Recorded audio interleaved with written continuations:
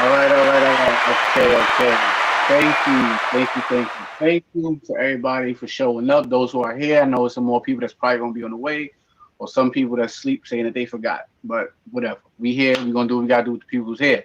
For those that don't know, my name is Salahudin Nemley, and I run a dance school called On Point Academy of Music and Movement. Now, the point of On Point Academy of Music and Movement is to introduce and reintroduce hip hop culture to children of the African diaspora, which is black and brown kids, kids in the neighborhood, and everything like that. With that, I always felt that the that hip hop was right on the same path with the civil rights movement. You know, everything went down. It shows the struggle and what happened when we got over the so-called the struggle, and now once we got what we asked for, everything is just obliterated pretty much. The unity gone and everything like that. But more so on Facebook, I kept seeing this huge argument being had with black black men and women, and it seems like like we can't get along with each other, you know, and that's kind of crazy to me because I know tons of black men and women that's in successful relationships and everything like that. But the point is that people are saying, "Oh, men is this, that, and the third. Black men, blah blah blah blah. Black women is da da da da da." But nobody is sitting down to have the conversation of what can we do to fix it, and before that, how did we even get here?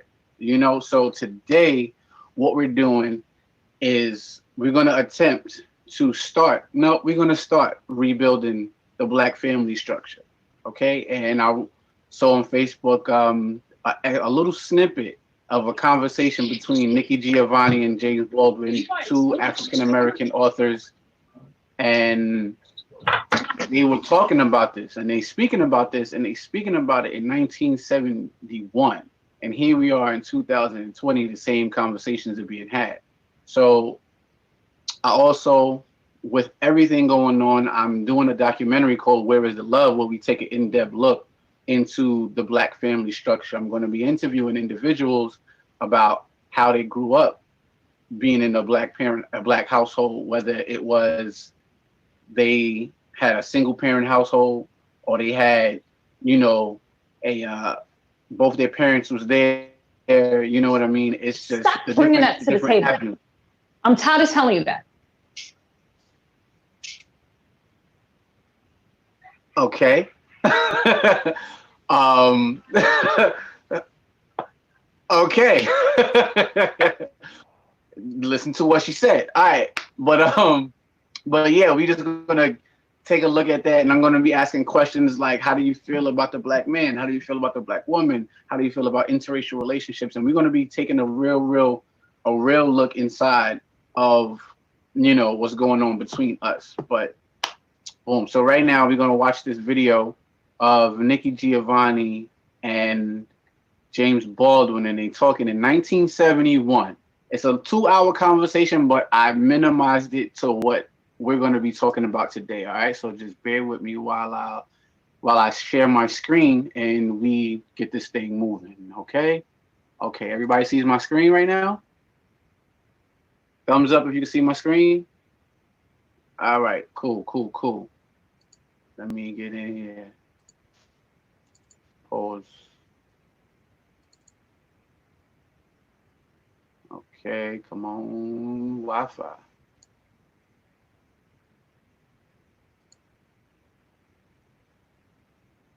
All right, here we go, y'all.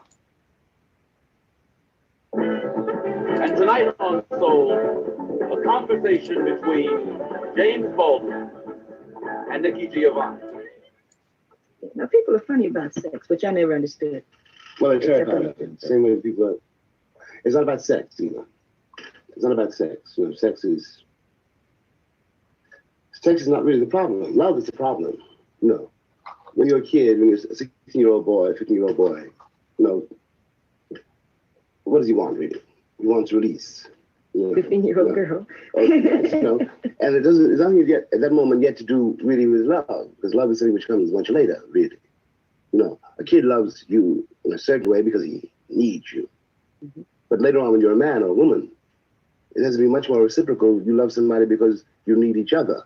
Right. But one's not capable of this idea, you know, when you're 12, 13, 14, 15, 16, when everything is sexual and everything is being discovered, you know. Mm-hmm. That's why so many of our kids turn into junkies, which we won't go into at the moment. Let's come back. We'll come back to it, you know. But the great question is not that. The great question is, you see, if it seems to me that the black male, situation of the black male is in microcosm, the situation of the Christian world. The price of being a black man in America. God bless you. I'm sorry. It's all right. It's the weather. The price you had to pay, the price you're expected to pay, and which you have to outwit, is your sex. And it's within the definitions is back. To assume the roles, the burdens, the duties, and the joys of being a man. In the same way that my child producing your body did not belong to me, but to the master. He could be sold at any moment. You know what I mean? Mm-hmm. Mm-hmm. And this erodes a man's sexuality. When you erode a man's sexuality, you destroy his possibility to love anybody.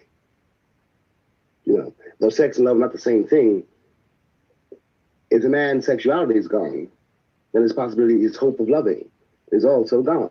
You know, He has no way to express. He has absolutely no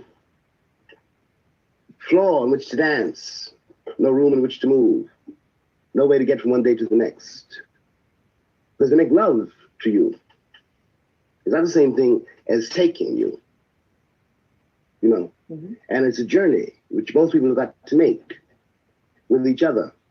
But why do black men? Why do we allow this to happen? Look,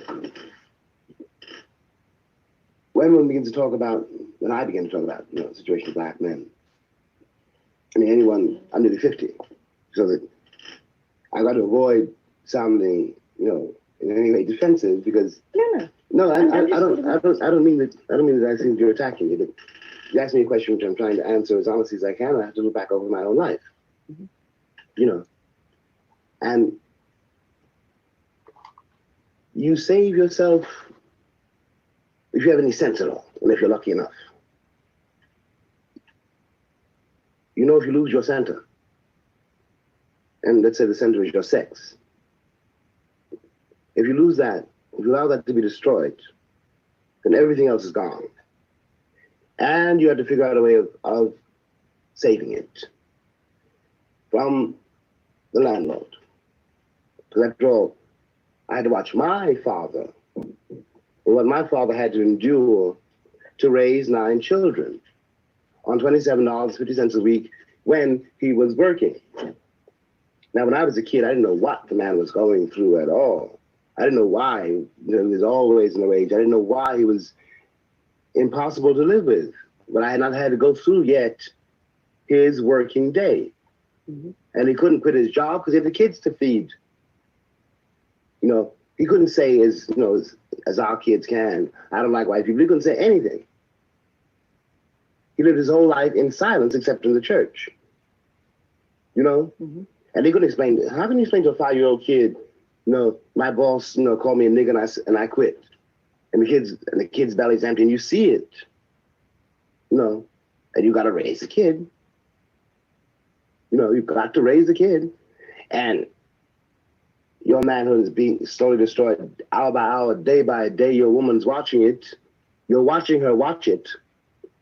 You know, and the love that you have for each other is being to be destroyed hour by hour and day by day. It's not her fault. It's not your fault. But there it goes because the pressures under which you live are inhuman. My father finally went mad. And I understood when I became a man how that could happen. It wasn't that he didn't love us. He loved us. It wasn't that he didn't love his wife, our mother. He loved her. But he couldn't take it. Day after day and hour after hour, being treated like a nigger. On that job and in those streets and on those subways. And then coming home to his children, he didn't understand them at all. who are moving further and further away from him because they're afraid of him. And also, which is even worse, afraid of the situation, the condition, which he represented. He was, after all, for a kid, you begin to see when you're called a nigger, you look at your father because you think your father can rule the world. Every kid thinks that, you know, and your father cannot do anything about it. And then you begin to despise your father and you realize, oh, that's what a nigger is. And it's not your father's fault. And it's not your fault. It's the fault of the power, people who hold the power, because they had deliberately trained your father to be a slave. And they deliberately calculated that if he is a slave, you will be a slave. You will also accept it. And it'll go on forever, and slavery will last 1,000 years, which slaveholders said and believed. And now the bill is in. And they want from me or from you sympathy and understanding. I understand it all too well. And I have all the sympathy in the world for that spiritual disaster. But I have no pity. The bill is in. We paid it. Now it's your turn. It's like a funny situation to be in, because like we were poor, but maybe unfortunately for somebody like me, not poor enough to relate to it. And that, you know, we had enough to eat it like that, things like that. So that my relationship to that whole syndrome, which remains true, I'm 28 to this day, is that I really don't understand it. I don't understand how one hand, you say you're talking about like a black man, that he can be nothing in the streets and so fearful in his home, that he can be brutalized by some white person somewhere and then come home and treat, you know, I mean, me, my mother, the same way that he was being treated, which perpetuates. I mean, you take somebody like me, I'm not married, right? Yes, but Nikki, I couldn't play my mother. Yes, I know. You know what I mean? I just couldn't deal with it. I said, no, this won't work. But Nikki, it is also true that since your mother played that role, you haven't got to. I couldn't. But you haven't got to. That's the point. Because she did. But her mother did. Yes, you know what I mean? Yes, but that's how we got here. What I really am trying to say is I don't want us to underestimate the price paid for us. I have a great deal of respect for those people, for my parents, for people that I don't know, for the whole, you know, everybody who's shuffled. I'm not saying that. I'm just saying that it's a phenomenon to me how you could be mistreated and then come home and mistreat someone the same way. First of all, Nikki, you say mistreated, or I say mistreated. No. But in the mind of the person who is doing it, he's not mistreating you. No, I'm not dealing with that. Well, I'm not going to even, I mean, let's not for a minute. Let's say in the mind of, let's say your father, who is just an example of the mind of my father. You know what I mean? He is being mistreated. I'm not going to deal with the cracker that's mistreating him. I'm going to deal with him. He knows that he is not being treated with the respect due him as a person, as a black man. Okay. In order to like get that together, when he comes into that house, he begins to like brutalize my mother, for example. You see what I mean? Which becomes like a phenomenon to me, because I don't like white people and I'm afraid of black men, right? If you can follow what I'm saying without anybody writing a letter and saying sister, you know? Yeah, but you can. Okay, so what do you do? Listen, you have to. I think it's a cycle. Of course it is, but you see, this is one of the reasons I don't protest, but try to make clear that the words white and black don't mean anything. You know, a man comes home. You know, he is in a situation which he cannot control. He is a human being. It's got to come out somewhere. A poor Puerto Rican several years ago, for example, no, it's alleged. But I can see if this happened, why it happened.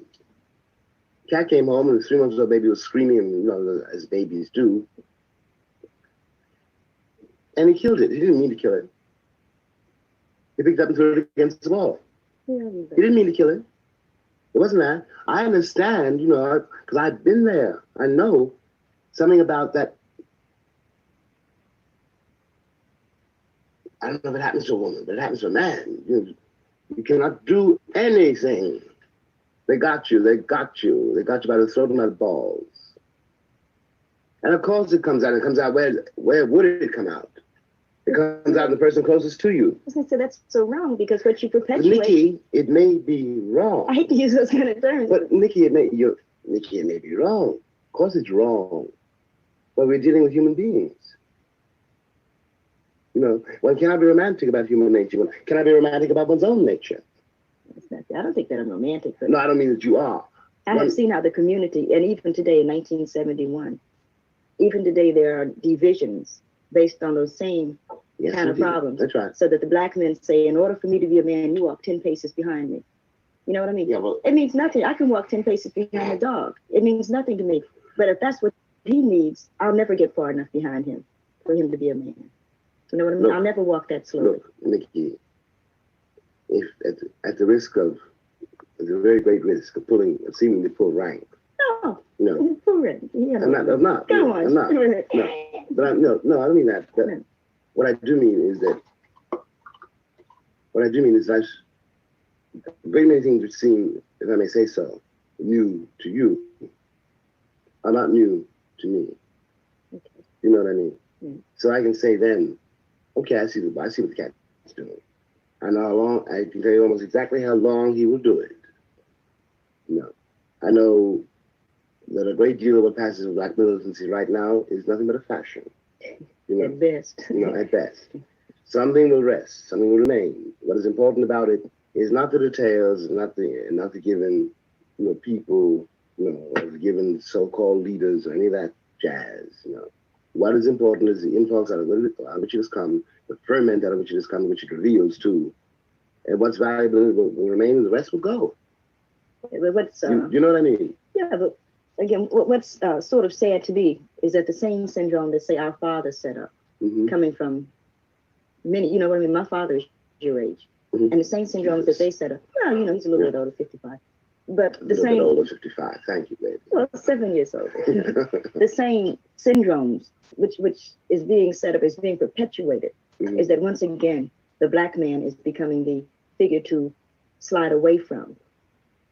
You know what I mean? That once again the black man is the figure that you say, well, I can't handle that.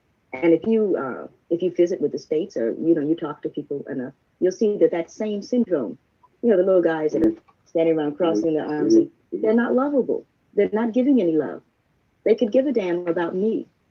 You know what I mean? And that's unfortunate because I need love. Yes, but sweetheart,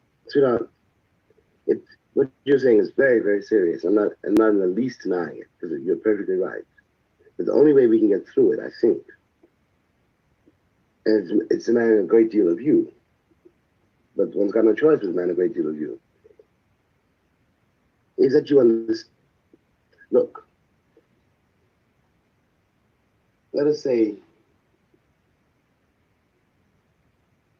I'm King Oliver, right? And I'm a pretty good musician. Very good musician. And somebody called, let us say, Bing Crosby. You know, couldn't carry a tune from here to here, right? Right? That's true. Now I watch this little white boy become a millionaire. Become a millionaire. Many times over. I can't get a job. You know, and time goes on. You get older. You get more weary. And since you cannot get a job, your morale begins to be destroyed. And the body begins to fail you. Your death approaches. All because being a man, you've never been able to execute what a man ought to be able to do. And this is not for anything that you have done or not done by some arbitrary sentence. How in the world, if I can't get a job, if I can't even get my axe out of the pawn shop, if I can't even get money to get on the subway, how am I going to love anybody? except in such an awful pain and rage that nobody could bear it. I'm not trying to defend it. I'm trying to make you see it. Yeah. You see what I mean? I do, but because maybe I'm hopeful, or because I've structured my life in a way that I won't. I don't, by the way, think that what I'm describing is any longer true for your generation. I don't mean that. But I see the same, what I keep saying is that I see the same syndromes and the same guys that I have to deal with now. Yes, but my dear, what you have to see is also. Yes, this is Artemis You have Harrington Marketing. Look, think about the kid. Think about the kid. You know, what you're going through, I'm saying, I'm not trying to minimize it. I'm not trying to minimize it. I'm not trying to, I don't even mean you personally. Yeah, I know, the generation is not. Yes, I don't mean you, Nikki, exactly. No, I hope that nobody, No. I'm not talking about you that much. I know. But what I do mean is that simply assume for the moment, the kid is a useful metaphor because it carries you past one moment Into the next. into another moment. Because no matter what happens to me or to you, one's responsibility is somewhere else. So it's a terrible Tuesday and a wretched Friday. But the kid don't know that. And then you begin to see that what looked so awful on Wednesday or on Friday, or is so awful, is awful, but it's not eternal. You can get through it. Hopefully. And when you get through it, you can understand it. Okay. We're not like in disagreement. What I'm trying to maybe get you to relate to is that, and I lay it on black men because I'm a black woman. You have every right to. I'm going to say, I'm sure it's that arbitrary. No, you have every right to. But a guy would, let's say a guy's going with girl. Mm-hmm. You're going with Maybelle. And Maybelle gets pregnant. All of a sudden, you can't speak to Maybelle because you don't have the money for a crib, right? Mm-hmm. Mm-hmm. She doesn't need a crib. The baby's going to sleep someplace. If you can follow me for 2 seconds, wait. The baby's going to sleep someplace. The baby is going to eat something. But what she needs at that moment is a man. Mm-hmm. And in order, if the man functions as a man, mm-hmm. which is not necessarily a provider for all that stuff, because everybody can understand why you can't buy something. You don't have a job. You didn't have a job when you always going to bed. Mm-hmm. Why are you going to get a job because she got pregnant? You understand? There's no job. But what she needs is a man to come by and say, hey, baby, you look good. And black men refuse to function like that because they say, I want to bring the crib when I come. Baby, you're never going to get the crib. Baby. Bring yourself. Baby, I agree with you. I understand what you're saying. But let me tell you this. You may be absolutely right. You are right from your point of view. But you have to understand my point of view. I'm trying. And from my point of view, well, if you were pregnant, I would act very differently. That's me. That's something else. But from the man's point of view, given the fact, as we said much earlier, that the standards of the civilization into which you were born are first outside of you. And by the time you get to be a man, they're inside of you. And this is not susceptible to any kind of judgment. It's a fact. If you're treated a certain way, you become a certain kind of person. If certain things describe you as being real, they're real for you, whether they're real or not. And in this civilization, a man who cannot support his wife and his child is not a man. And this is also for example, in the welfare rules. Yeah. The black man has always been treated as a slave, and of course he reacts that way, one way or another. And you can blame him on a human level if you like, but I think it's more interesting you have to understand it. The bag the cat is in. But it's so. Because how can I? I'm not being rational. I may love you, especially if I love you. How in the world I can't come with nothing. I know it doesn't make any sense, Nikki, but a man is built like that. You see, when we talk about the children, right? Mm-hmm. We talk about, like, let's say my little boy, your nephew, something like that. We talk about how are we going to create the new child in the same old syndrome? Well, somebody has to fake it enough. You understand? Somebody has to say, hell no, I can't buy you a bicycle. You don't need one. Yeah. And smile about it so the kid can say, I'm not afraid of But daddy. sometimes that happens, and after all. But not enough to talk, when we talk about the group. Yeah, but wait. We're talking about the Hold group. the phone, baby. You know, it has begun. Something has begun. The fact that we're talking about it is a beginning. It's very, You know, it's very important indeed. Look, I've had to learn in my own life, you know, I want this. I want it Friday.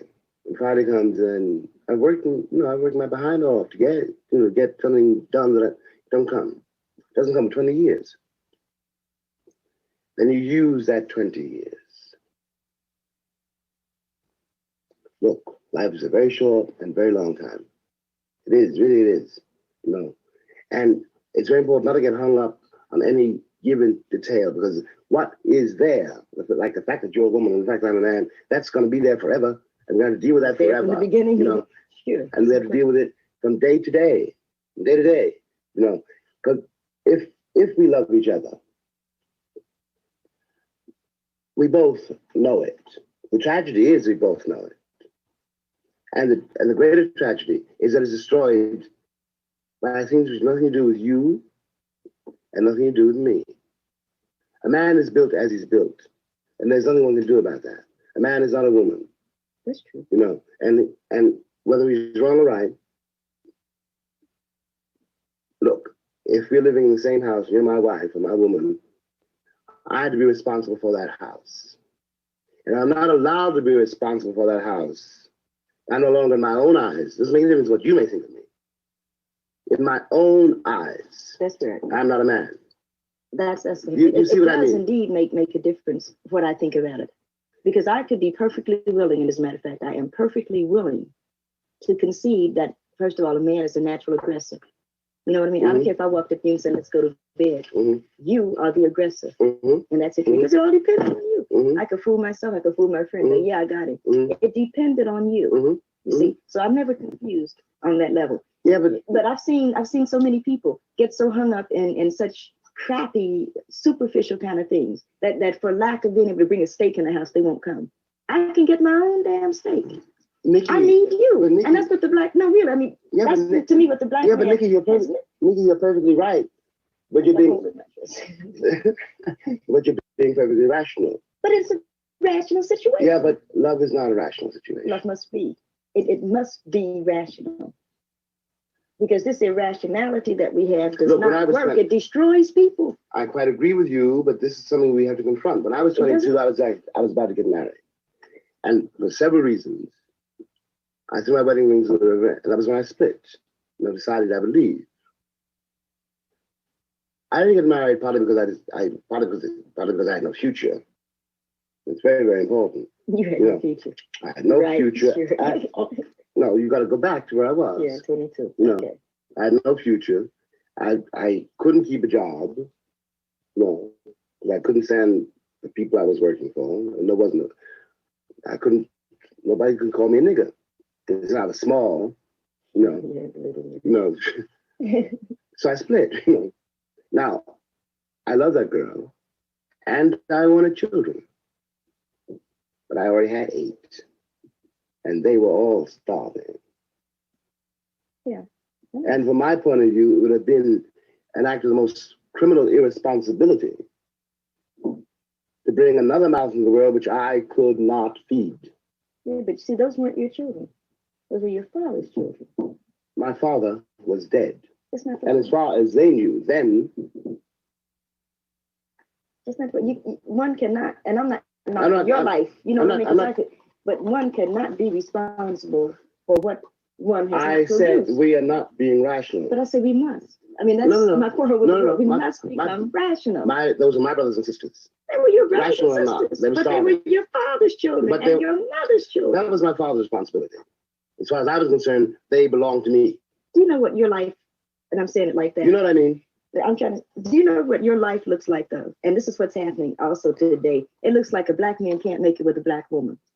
If somebody looks at the two of us, man, we're the weirdest looking people on earth because you went your way and I went my way. But you're saying the same thing, and that's sort of a shame. To say that I can't Nikki, have a black man but standing with me, Nikki- and you can't have a black woman because we wouldn't be who we are if we had. But And that's a fact. But Nikki, we are nevertheless, we're here, we met. Oh, you and I met. Yeah. But I'm talking about for the statement, man. You're looking like a Huey Newton. Yeah. He can't make it with a black woman. Who could be his woman? We don't know. Oh, it's such a shame. We don't know that much about the man. We know what the image. Yeah, but we know what the what we've seen. Let us forget the image. We don't know anything at all about the man. We know a little bit. Let us assume we don't. Okay, let us assume we don't. No. If insofar as it's true, if it's true that Huey, for example, cannot make it with a black woman, I don't know that that's true. I don't know that it's true. I'm saying that to date. That is part of the trap. Make one believe that. I don't believe that myself. No. It's part of a societal illusion, which you're expected to believe, so that you can react to it and be distracted from the main point, which is one's relationship to each other. See, the nature of the drama, in a sense, is that you and I both have to raise a child, but if I've been destroyed before I get home, you go one way, I go another, and the kid gets lost. And it isn't the fault of the woman or the man, and certainly not the fault of the kid. It's not a question of blame, though. It's a question of responsibility. Yeah, but and it is our responsibility to make sure that kid. What I'm trying to get at, Nikki, is that in order to take the responsibility, you have to be able to take the responsibility. It's not a mystical act. Somebody's got to pay the rent. I can't put you on the streets. That's what you say. We have tried to make you able to pay your rent, or my rent, or our rent. We have found that there are not enough jobs, there's not enough money for you to do that. Now, why can't we try it my way?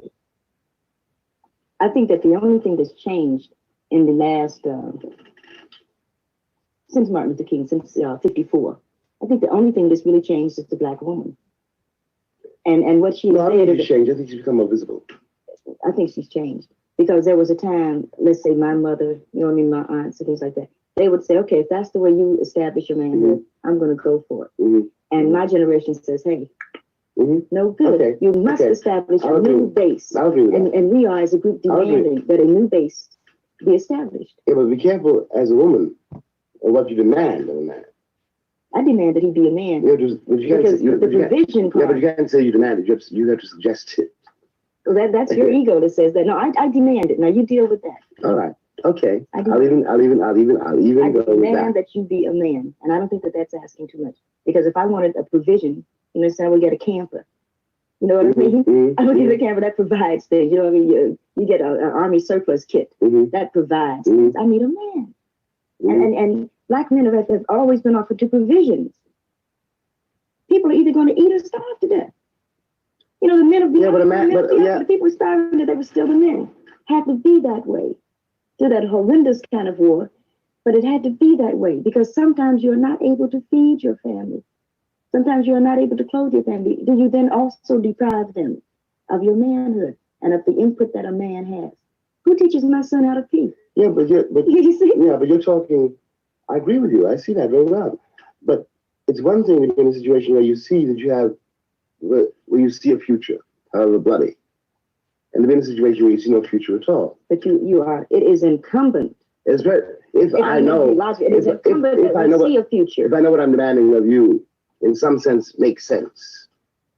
If I know the fact the kid is not eating today or tonight or tomorrow, in some way makes sense. Yeah, then I can be there.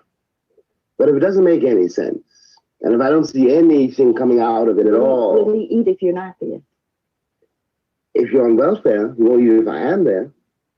That's the law. But I don't want to get bogged down into that. What I really mean is that, yes, a man can do that if he sees a way, if he sees that it means something. My father couldn't see that. And he was quite right. Because there wasn't anything. There's something. Because all I know that works in the world is a relationship. Yes, all right. Okay, that's all that's going to work. It takes two people to have a relationship. Yeah, but the relationship. You don't have a dream, fake it. But the relationship, you can't fake a dream. You got to fake it because we don't have dreams these days. How the hell can you have a dream? For what? Well, so everybody's jiving, but let's jive on that level. If I love you, I can't lie to you. Of course you can lie to me. And you will. If you love me and you're going off with Maddie someplace, you're lying to me. Because what the hell do I care about the truth? I care if you're there. But Billie Holiday say, hush now, don't explain. All right, I accept that. Of course you lie to me. And I don't even want to care. What does the truth matter? And why are you going to be truthful with me when you lie to everybody else? You lied when you smiled at that cracker down the job, right? Lie to me, smile. Treat me the same way you would treat him. I can't treat you the way I treat him. You must. Because I've caught the frowns and the anger. He's happy with you. Of course he doesn't know you're unhappy. You grin at him all day long. You come home and I catch up because I love you. I get least of you. I get the very minimum. And I'm saying, fake it with me. Is that too much of the black woman to ask of the black man? For 10 years, so that we can get a child on his feet that says, yeah, father smiled at mother. He talked to me about school today. Who cares that you can read or can't read? Most Americans can't read. Most people can't read. They look at the pictures. Baby, I know what you're saying. I know exactly what you're saying, and I don't disagree. But no, I'm going to be honest and think about it really. I'm not so sure that is a human possibility. I have to smile all day.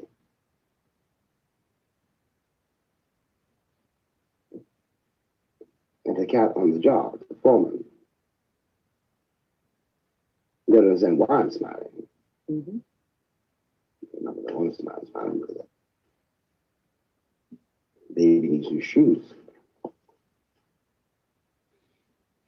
I can't give a performance all day in the job and come home and give a performance all night in the house. So one of the performances will stop. Yes. So you say, and okay, I might be willing to go with it, but who's going to pay rent? The rent will get paid. Look, baby, I'm willing to play it your way, but you have to see my point of view. I see your point of view, but the rent will have to get paid. The price of the rent is my smile. No. I don't want you prostituting yourself. I demand. I don't want you prostituting yourself either. One of us has got to work. You will work it out because you are intelligent enough and you are sensitive enough. You are a man enough to work out a new system because we started off with everybody's protest. Now when we're back there again, as long as the assumptions are the same, nothing will change. Mm-hmm. Okay. So we must corner ourselves to make a new assumption.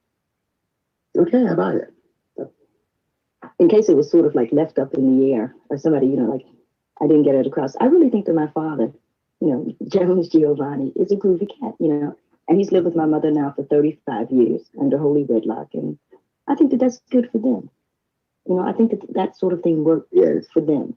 Mm-hmm. And I think that that's the main thing that they were able to love despite it all. That's what we were talking about before. Right, exactly. And you, by the way, you do not have to tell me that you're your father. I knew that. Yeah, I think he's a gag. Yes. I just don't want to marry him. Whew, how y'all feeling? I gotta unmute yourselves. Good. Everybody okay? Mm-hmm. Yeah. Good. It was some real things going on in there. Why is everybody muted? Because we don't be talking all over each other. Well, that makes sense. All right, y'all do your thing. So let's. What did y'all think of that whole thing? First of all, it's relevant. What'd you say? It's relevant.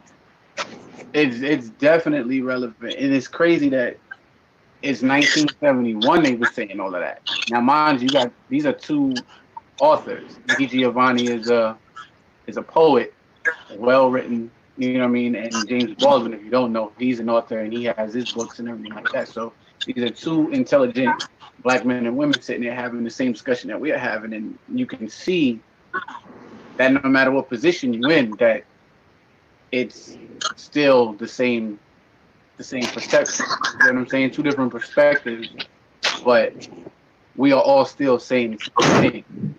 You feel me?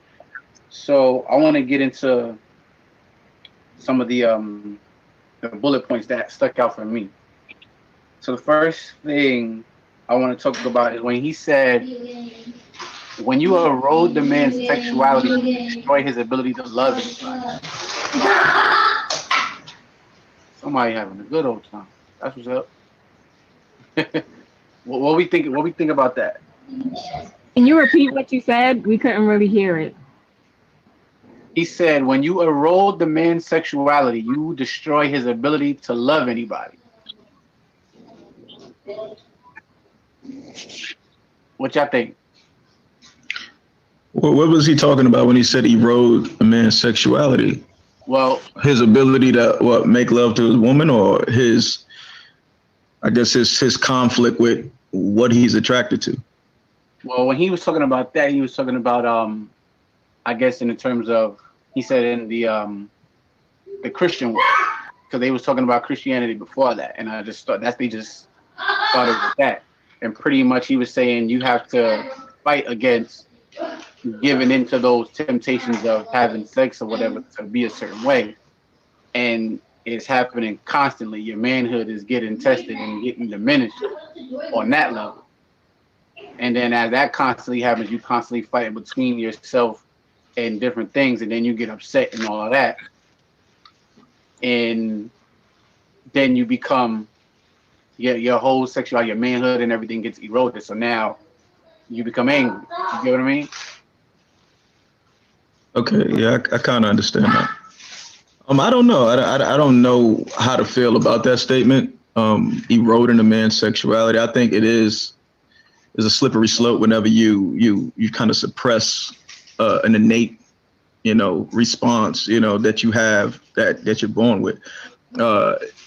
It's similar. If we talking about relationships, it happens in relationships pretty often, right? Like, so you're in a relationship, and after the honeymoon is over, people, lose their vigor, so to speak, when it comes to that. And everybody may not be aligned, when it's time, when someone has that attraction or that urge. So whenever you feel that rejection, whether it's a man or a woman, you tend to feel a little bit more timid the next time around. And if it happens more often than not, you then some people start to question themselves. You may feel a little bit more insecure, and you might even get distant because you're like, okay, well, I ain't trying to experience that feeling of being rejected again. So now you may fall into a trap of kind of like having more alone time than you need to be having, you know what I'm saying? Or you're going to step outside of your relationship, and if you're married, that's real dangerous. If you kind of just dating, it's whatever. But marriage is kind of what we're talking about. Not necessarily. Okay, well, yeah, well, I mean, well, see, I'm someone who, if you're not married, it really don't matter. You do what the hell you want to do. You know what I'm saying? I mean, figure it out. If you've been dating for somebody for like a couple of months, and it's like, whatever. But there's people that's been dating for like 10 years, but that's the understanding in their relationship. So you know what I mean. But I get what you're saying though, on the level of like, if you're not married, I can still walk away without any type of repercussions, as opposed to when you're married, you got to go through divorce, you got to go through paperwork, and all types of other nonsense. I think psychologically and mentally and even spiritually, you connect with a person even more when you get married. Just the idea of marriage, you tend to bond more around that union, because now you're like, okay, there's more at stake, there's more to lose. I have a sense of obligation to this person now. When you're dating, no matter how long you dating with that person, I know me personally, I could date you for 20 years. I'm not going to have a real sense of obligation to you because we ain't never took it to that next level. Let me say this. First of all, when James Baldwin, matter of fact, I watched that show when it was out back in 1971. Matter of fact, I'm going to be very honest with you. That's how you got here. No, this history plays a very important role. It's either old or not, it's history. That's why you're watching it. History dictates what the future is going to be. So here it is, the fact that James Baldwin and Nikki Giovanni, they were very influential to us coming up. But keep in mind, when they were talking, I was a teenager.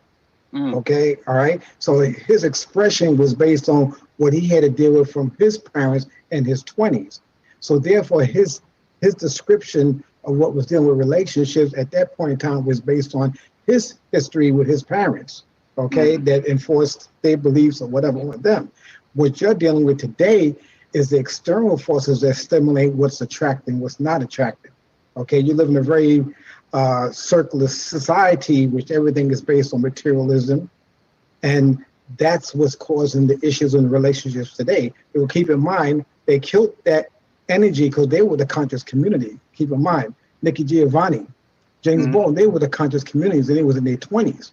So therefore, here it is. They had to destroy that, and what they did in that era of time in the 70s, they flooded the community with all the drugs. So what happened is they couldn't pass that on to the next generation. All right. So therefore, that's why it's like you're talking at square one now.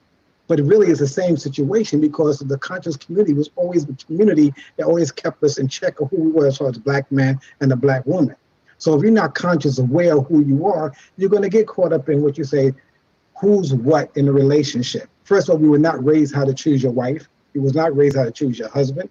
Okay, so everything is external.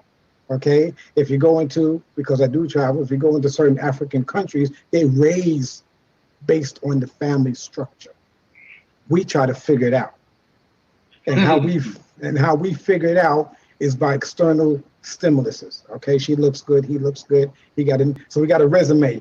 When you meet a brother or you meet a sister, you got to find out what their resume is. What does she do? Okay, what she's bringing to the table. They didn't deal with that during Giovanni and James Baldwin time because the fact it was no money like that. In this day and time, you got educated black women, you got educated brothers. So everybody's hiding behind these credentials and these acronyms, and mostly, with all due respect to my Nubian goddesses, if you take statistically, the courses that the Nubian sisters are taking this period of time mostly are psychology courses. They get all their degrees and mostly in psychology. And when they learn Sigmund Freud and all these different theories on psychology, it comes into the relationship. And now they're analyzing the relationship because they feel like they get to 28, I should be here. When I get to 30 something years old, I should be here. When I get to 40, I should have this, I should have that. And it's all external. And love has no stimulus like that. Love is basically a natural order of things. And when we can learn how to love unconditionally, then you will define love. Because right now it's conditioned. If you ain't got a job, if you ain't got a job, you can't be with me. What have you done for me lately? These are all the stimuluses that goes in the minds of some conscious people's minds. And it comes into the relationship. These sisters real quiet right now, boo. Let's see what they talk about right now. They real quiet right now.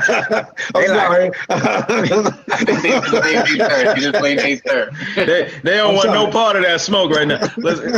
Come on now, sisters. Let's see what y'all talking about. All the smoke. I'll take all the smoke. Let's do it. That's my wife right there, Bunny. Oh, that's Bunny Buns. Come on. Crazy, you saying something? Go ahead, baby. You said me say something or Paige? Paige was raising her hand. So go ahead, Paige.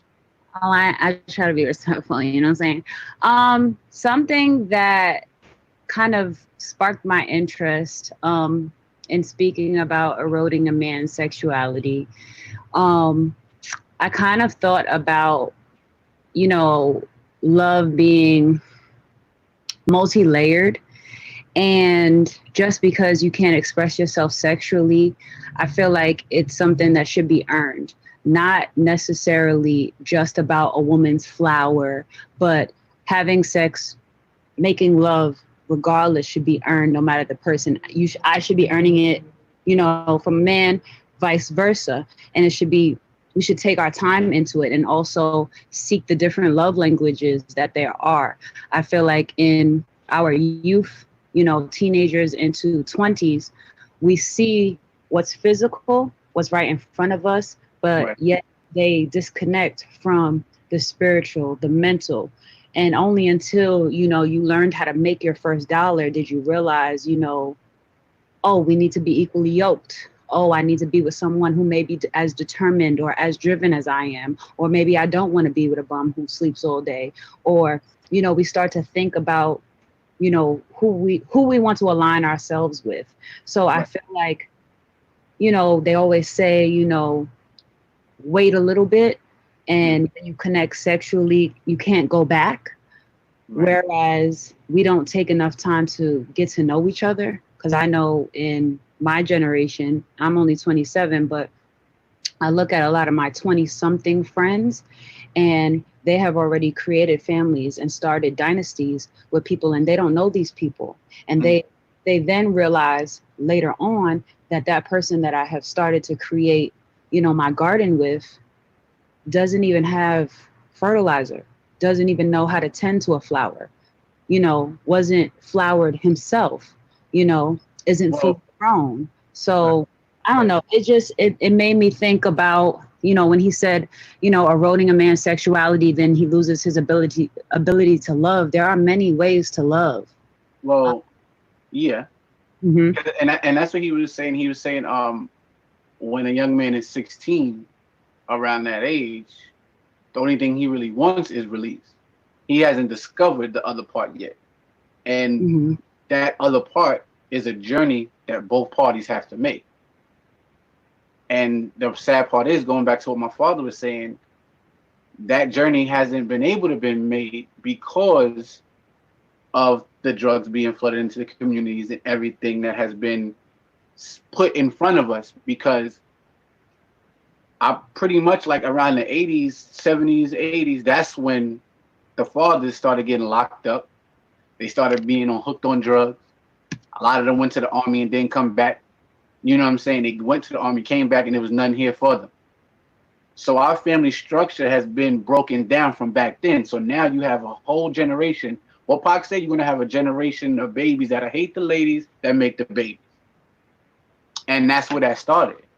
Because how are we going to create something and be something that we don't know? You get what I'm saying? I was fortunate enough to have my father, even though, him and my mother split and he was in Georgia, he made a point to be present. Not everybody has that. You get what I'm saying? And then if you knew better, you do better. But if you don't know, how you going to do? You get what I'm saying? So now you angry. And I watched it in my own family. You grow up angry. You grow up hardened. Your heart is hardened. Nobody can talk to you now. And now you creating the same thing that you hate. And when somebody try to tell you about it, you too angry to even listen. You get what I'm saying? And it's just a cycle that we have to break. So anybody got anything else on that one? Because I got the next one. Yeah, I just think it's also about learning too. Like you said, people do see things from their childhood and they have to break old habits and things that they've seen, but they have to be willing to grow and willing to mature on that type of level. And it's just like, what she said prior, like, I don't feel like a female should be obligated to give herself to a man just because we went to dinner or whatever the case may be. That don't make you obligated to get a part of me that I can't get back. That's a fact. That's a fact. One thing I'm gonna say to y'all, because of the fact I'm just so honored to be here with y'all young brothers and sisters. That's number one. Y'all are in a very unique position. Very unique position, because y'all are the ones that's making a change right now with all the stuff that's going on. And by sitting and have this kind of dialogue, that's the first step of solving the problem, to be able to communicate. Because of the social network, the texting and all this other stuff, people don't have that dialogue no more. When we were coming up, when we had a problem, we had to talk. We had to talk about it. We had to make sure we're going to talk about you with a knuckle of one or two. But we didn't have the texting. Okay, so the phone. I'm going to use some history here. Okay, the phone, for example, when I was dating their mother, I couldn't talk to her again after I left that house on 192nd Street. I couldn't talk to her again until the next day, because we didn't have cell phones. You follow what I'm saying? So there was no instant thing going on with us. And when we had adversities or challenges, we had to wait to see somebody to talk about it. If you had a beef with a brother, we had fights. We didn't kill each other, but we had fights, whatever. But we still had that dialogue. Because of the Instagram and the texting, It's a gap there. So even when you're date, texting, you know what I'm saying? So the dialogue and the history is not there, and people don't read books no more. Mm. So that's it. People don't read no more. So they. Yeah, that's right. Everything is instant. Everything is instant in the relationships. The sisters are always going to be the goddesses, and that is lost because of lack of talking to their souls. We talk to sisters' ears, but we don't talk to their souls. You know what I'm saying? Sisters, for men are simple. Food and making love. That's how simple we are. You can get a 10 bedroom house. You feed us, we good. But let me tell you something though. Honestly, in my experience, I don't know, maybe because I moved from New York to Georgia, I forget what the climate is in New York these days. But like women I meet out here, they be ready to go. Like I be trying to just be chill. Like I be trying to have that conversation because I connect with people through conversation, and it can't be no regular conversation. I don't care like what you did at work. I kind of want to know who you are. But that's what people do. Oh, how was your day? I don't work with you, so I really can't really relate to that, but I can relate to you. You understand what I'm saying? What's you about? What are you talking about? Like, what's going on in your life? What's your family background? That's how I connect with them, but they just be ready to go. And of course I'm a dude, so I let them go, but then it just kind of disrupts the whole chain of events because I think I could have connected with them a lot better. So here it is. I got all of these 1-year relationships, situationships that I done been in, all because these chicks done jumped the gun. They starting to act like dudes. And I'm just trying to get to know who they are. You know what I mean? So it's not just the brothers that's doing it nowadays, especially down here. Oh yeah. They got the green, they on green light all the time. Like it's like word, all right, let's just go. There's more to me than let's go then. You know what I'm saying? And that's the part I get a little annoyed by because they take up my time and I don't be on my grind sometimes with that, and it be bothering me because I'm like, man, I could have spent my time making some money or doing something. I'm messing around with you. You ain't got no focus. Yeah, true. I mean, out here, I don't really know. I'm not in that field anymore, so I don't know. Good answer. Good answer. But from what I see, it's kind of the same way, but it's more of the if you're not getting money and you ain't moving, then I don't want nothing to do with you. That's what I see in New York. So I mean that is. But the next thing I want to talk about is, and it hit home for me, and it kind of hurt at the same time because she said in 1971, and now I'm gonna keep saying it, and now they like, yo, even Malcolm X said the black woman is the most disrespected, boom, boom, and now even more so, it's getting crazy. These videos I'm seeing of what these young black men doing to these young girls, and it's sad. And back then, Nikki Giovanni talking about she's 28, saying, I don't like white people, but I'm afraid of black men. How we feel about that? Can I? Yeah, hear me? Yeah, we can hear you, bro. That stuck out to me in that video. I'm gonna tell you why. Lately, I haven't really been on Twitter like that lately, but I've been trying to do a lot of promoting on Twitter and trying to interact with people. And I noticed heavy how black women, and I love black people, period. I'm really big on that. Right. But I noticed how there's a lot of men bashing, black men bashing. And I try to get to understand it more. But it seems like a lot of them hate us. You know what I'm saying? And I peep what you just said just now, and with the girls, we're not getting to know each other. Even when I try to put input, or I'm giving positive input, I just got called C earlier, my girl, not too long ago. You know what I'm saying? Right. They seem to really hate us. There's a big disconnection between us both. I try to listen to what they're saying. They don't really want to hear what I'm saying. And I think even with some guys, they don't want to hear what they're saying because we both feel hurt. We both going through certain things, and we're trying to get each other's point across. But it's not getting across because everybody wants to be heard. Nobody wants to like. Right. People just want to talk and don't want to listen. Yeah, so it kind of hurts. You know what I'm saying? Nah, you're right. And I saw a post today. All boxing each other in. You know what I'm saying? Definitely. And I saw a post today where this girl, I don't know where she's from. She sound country, but she was pretty much saying, black women, yeah, we gotta be like the dating pool is not as big for us as y'all think. We gotta pick from bull crap. We gotta pick from trash.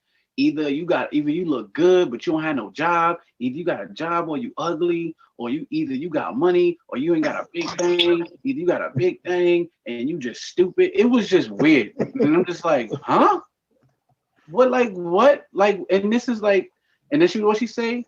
Either, or you got a 9 to 5 and that's your only goals in life is to stay at that 9 to 5 and you got a good heart. And I'm just like, what am I looking at? But I think what you're witnessing at the end of the day is overall frustration because we have all these dudes online and in the streets talking all this, gangster that, but our women are getting their head beat in every day and they're not doing nothing. They're not doing nothing to the police that's doing it. Well, that's a slippery slope situation. And then when they got their friends that's doing it, beating on women, raping women, disrespecting black women, they don't check them. I never had a problem with anybody in my circle doing that. And if they was doing that, fam, you're wilding. You gotta go. You get what I'm saying? But now it's like the new kids don't care. And then again, it's like what examples they have. Who's their example? And I like to think that our generation, I feel like we kind of failed the generation coming up for the simple fact that when I was growing up, there was 5%ers around. My father, we grew up Muslim. So there's certain things that I have instilled within me and in our community that kept certain things from going a certain way. But all of that's been taken out. So we were naive in thinking that common sense is common and that everything that we learned is already going to trickle down to the next generation. And it didn't. It actually was on us to be teaching these young boys and we just left them for dead. So now they had to raise themselves and they raising themselves on garbage music and everything that's being force fed to them in the media. So this is what we get. This is what we have going on. And we had drug dealers and hustlers all in the streets. Yes, definitely. But they didn't let us hang around the corner. I couldn't go to the store and be standing there for too long because I would get told to leave. Yo, shorty, you standing up here too long. Get out of here. Or try to peek in on a dice game. Yo, what you doing? Back up. You know what I'm saying? I wasn't allowed to hang around certain things. And this is not even just in my house. This was in the street from strangers. Now it's like, what you doing, shorty? You want something? You want to come through? That's who raised these boys. The streets. That's who raised the boys. That's who raised the girls. The streets. Period. I mean, I agree to a great extent, but at some point in your life, when you become an adult and you got some level of experience about life, you can't use that as a crutch no more. Like you can't. Sure. You know what I'm saying? Like I got all the excuses to not be a success. If you understand what I'm saying, like I got all the reasons to be like, hey, this is that, yo, man, hey, whatever, man. But it just didn't make any sense when you got the capability to go out there and make something in your life. And once you get to a certain age, my biggest fear growing up was getting left back. Like, what? I got to graduate with my class, since they're gonna think I'm stupid. Like, hell no. I can't. I'm serious. Like, I was like, hell, I went to night school to Jamaica High, went to summer school first 2 years of high school, and I got out of there on time. Like, I wasn't playing around. And that was my biggest fear. I never feared the streets. It was that was my biggest fear, and making sure that my mother and father didn't look at me like I was stupid. You know what I'm saying? So, but these kids, I won't even say kids, just young adults, because they're not children. Like, I'm 41, fam. So we talking about 20-something-year-old grown adults, 25, 26, our little brother is going to be 27. Nah, that's a fact. You know what I'm saying? So I can't look at him like he's a kid no more. He know better. He ain't no teenager. He know what's up. So as much as I give them that, it's the music and it's this, that, and the third. Nah, sometimes it's just you. So everybody's not able to do what everybody else. Some people just ain't smart. And I told you that before. Like, we got to stop giving people a pass like they smart like that. Like, nah, son, you stupid. You ain't got that in you. You know what I'm saying? And you got to be honest with these people. It's like some of them just don't got it. And those are the ones who either going to follow you and take some guidance, or those are the ones you can't spend no time on. You got to spend time on the people that's going somewhere who want to do something. And I think that's what happens in relationships when women, and I'm going to tell you this for anybody who don't know, I used to be married, right? I was married to my son's mother for several years. And our biggest issue was not each other. Our biggest issue was learning how to manage a household. We didn't know how to do that. I had my son when I was 29. She was 24 years old. If you don't know how to manage a household, you wasn't taught how to manage, what you going to do? You're going to manage it how you saw it. And if you come from some level of broken home dysfunction or whatever, you're going to try to do everything they didn't do, but you're still going to end up doing everything they did because you just don't know what not to do. So my mother used to wash clothes and leave them in the shopping cart and never folded them up. You think my wife wasn't doing that? Hell yeah, she was doing that. And I thought it was normal. My mom's did it. No big deal. You know what I'm saying? It's not normal. Put them in a dresser. Like, that's where they go. Like, so you trying to, it's funny, but it's real. You know what I'm saying? You just mimic what you saw in a lot of ways. And then you try to add your little sauce on it.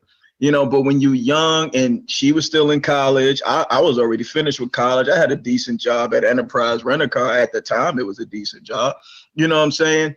And I'm moving up and she's trying to figure it out. And she started feeling insecure because she ain't have nothing to offer. You dig what I'm saying? She wanted to be, yeah. How, what you mean? Like, to her, she didn't have nothing to offer. In her mind, she wasn't pulling her weight. I ain't putting no pressure on that girl at all. I said, I got it. You know what I'm saying? At the time, I had it, right? So this what happened. She goes through the motions with that, have a big old talk about it. She's off the ledge, right? So we moving forward, have our son. And then my situation started getting a little tight. Now I need you to step up. Now it's like she went from not wanting to help and not being able to help to now she gotta help, and now she like, I didn't know it was gonna be like this. so now she gotta help, and now it was a struggle because she like, oh, this is what you was dealing with. Yeah, fam, this is what I was dealing with, and I did it with a smile. Now you're not smiling, and you crying again. What's going on? So this is what we went through, and eventually it deteriorated the relationship. And of course, when they say no romance without finance, that's a real thing, man. Hypergamy is real. You know what I'm saying? Women and people in general is always going to be looking for the next level up. And if they feel like they're not going nowhere with that person, they going to move on. It's just natural. It's not just men, it's not just women, it's both of us. We both look at relationships the same way. She ain't going nowhere, fam. I can't deal with it. The only thing that keeps men a lot of times is the sex. You know what I'm saying? I have to disagree. I don't think females and guys look at relationships the same way because I always looked at what my parents went through and tried not to repeat the same mistakes. But I think it's just all about dialogue, like us coming together, us having a discussion, communication, making sure that person understands. Because, I went to high school with Salah and Eddie, and they already know I always had that hustler's mentality. So I always been a go-getter. Like, yo, I'm a go-getter. I'm gonna need you to go get it, and we gonna build this empire together. I feel like that's how it's supposed to be. But that's what I just said, right? Like I just said, if somebody feels like they're not going somewhere with that person, they gonna dip when you leave. That's not necessarily true because, I have 4 boys. So mom is always looked at as the go-to point when it comes to the children. Unfortunately, like if a situation happened, people always look for the mom to do that part first. Like children is our responsibility first and foremost before dad, So it's like, okay, I'm having kids. I'm still working. You know what? Yes, the kids are my priority. I don't want to stop working. I'm going to still go get it, but I'm going to push you to go get it the way I want it to go get it so you can have more. So I'm going to push you up that ladder because now I'm trying to take care of home and still hustle. And you talking about the kids or you talking about your man? I'm talking about, right, the relationship. But he can't go at it the way you go at it. That's not a given. So you're trying to make him to somebody you want him to be. He gonna be who he gonna be, and that's what I just was saying. You can push who you want, but if someone sees that they're not going nowhere with you, whether it's a man or a woman, they gonna dip. You can push them as much as you want. No, I understand that, but my whole thing is I ain't dip. Oh, y'all still together? Listen, that's a long story. Oh, here we go with the bullshit. But look. my thing is, no. I'm just being honest. Are y'all still together? I didn't dip. Are y'all still together? I didn't dip. He dipped, right? Somebody dipped. Like I said, I didn't dip. But my thing is, it's not because everyone's split for different reasons and have different problems, whatever the case may be. Everybody's issues aren't the same. I don't want to go into the bullshit because it's just that. It's just bullshit, which is why I said, just because someone isn't doing what you're doing, that's not a reason to leave, because once again, it's about teaching that person. Everybody can be taught. Just like she was saying before about love language and things like that. Everything is different when you mature and you see things from another perspective. Like your love language, for instance, can be physical. My love language, feed my belly. So it's like we get happy in different ways. You have to learn that person, but they also have to be, once again, dialogue and communication. If you lack in those things, you're bound to fail. Right. And that's what happens. If you're in a relationship, especially when it comes to marriage, there's certain obligations you got to uphold to. And if you feel within that dynamic, that relationship dynamic, that someone's not pulling their weight and they not holding up to their end of the bargain on which y'all agreed upon, is but so much leeway you're going to give a person before you be like, you know what, this ain't working out. And I think that's what happened in your situation. You keep saying you didn't dip, but it sounds like the other person did. No, that's not the situation. My whole thing is, if we're being all honest, like my situation is over due to infidelity. Right. Why did that happen though? Something happened for him to dip. Okay.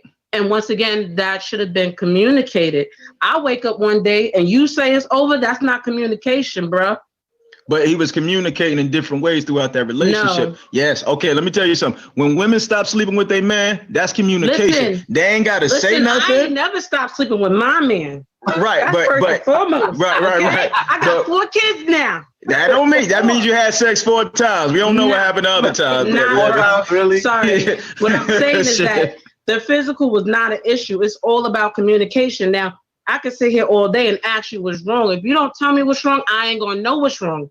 But see, that's why I said when a woman stops sleeping with a man, he gonna take it regardless. Man, we gonna sleep with you and still cheat on you. It ain't no big deal to us.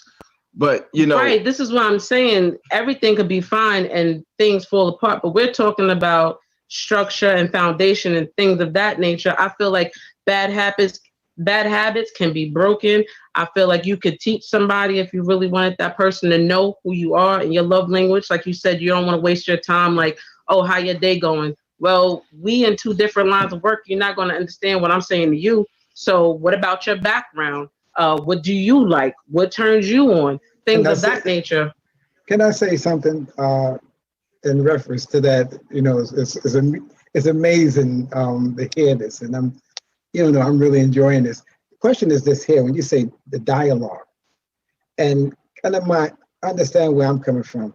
When you say dialogue, what dialogue are we having?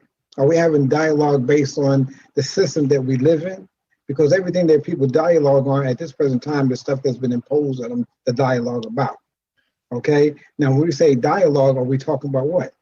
Are we talking about the same thing we just said we shouldn't be dealing with as far as what you do for a living, the interview, dialogue. The biggest issue I have with us, and I see it. I'll give you an example. I just came back from Gambia, and I got to use this as an example. And they have a system over there, regardless of what they don't have. They have a system in place as far as ethics and morals are concerned. Women are at 24, 25, and 30. Some 35 are still virgins. Okay, so therefore you're not gonna be sliding with them unless you marry them. That's number one. So we're talking about cultural devastation that happened to us being African Americans. We were destroyed. The family structure has been destroyed. So therefore, when you talk about dialogue, we got to ask our questions. What are we dialoguing on? What are we talking about? Are we talking about something that's going to sustain the history and the transition to my child, to my son's son? And that's where it starts. Well, it starts from. I'm sorry. No, go ahead, Boo. You got it. Yeah. So the key thing is that, yes, I'm not going to hold too much on. The key thing is that if you watch National Geographic, I saw something about the lions. And I was so amazed at how the creator created the woman, the female species is the strongest species in every bit of the way. Everybody talking about the lion. The lion ain't nothing. The lioness is the one, is the king. She's the one. I seen 2 lions attack the lion because he was not paying attention to the cubs. You follow me? So everything starts with the female. Well, you know what's crazy about that, Abu? When she, like, going back to what she said about dialogue, she was saying, I hope I'm correct. With dialogue, she's talking about the dialogue within your relationship. You can't walk around with a tough face, and then when I ask you what's up, in order to try to fix it, you say nothing, and then low key is still broken. I think that's what Talina was talking about. So that's the dialogue you gotta have. You're right, but keep in mind, just saying, like, for the overall group. Keep in mind, everybody are not good communicators. Right. That's true. Some people are not good communicators, and that's the red flags that we see in our mates early in the relationship, but we ignore it. But we ignore the red flag. The red flags are there at the very beginning. But I'm going to do whatever's necessary because I can change her or I can change him. Okay, and those flags are there in the very beginning. Ain't like he was a good communicator when you first met him. No, he was just able to communicate with his representative. You met his representative. Okay, yeah, you met his representative. He came on with the swag and all that. That was the representative. Now Talina says she gonna teach him. I'm gonna change him, girls. Watch him change. I'm gonna change.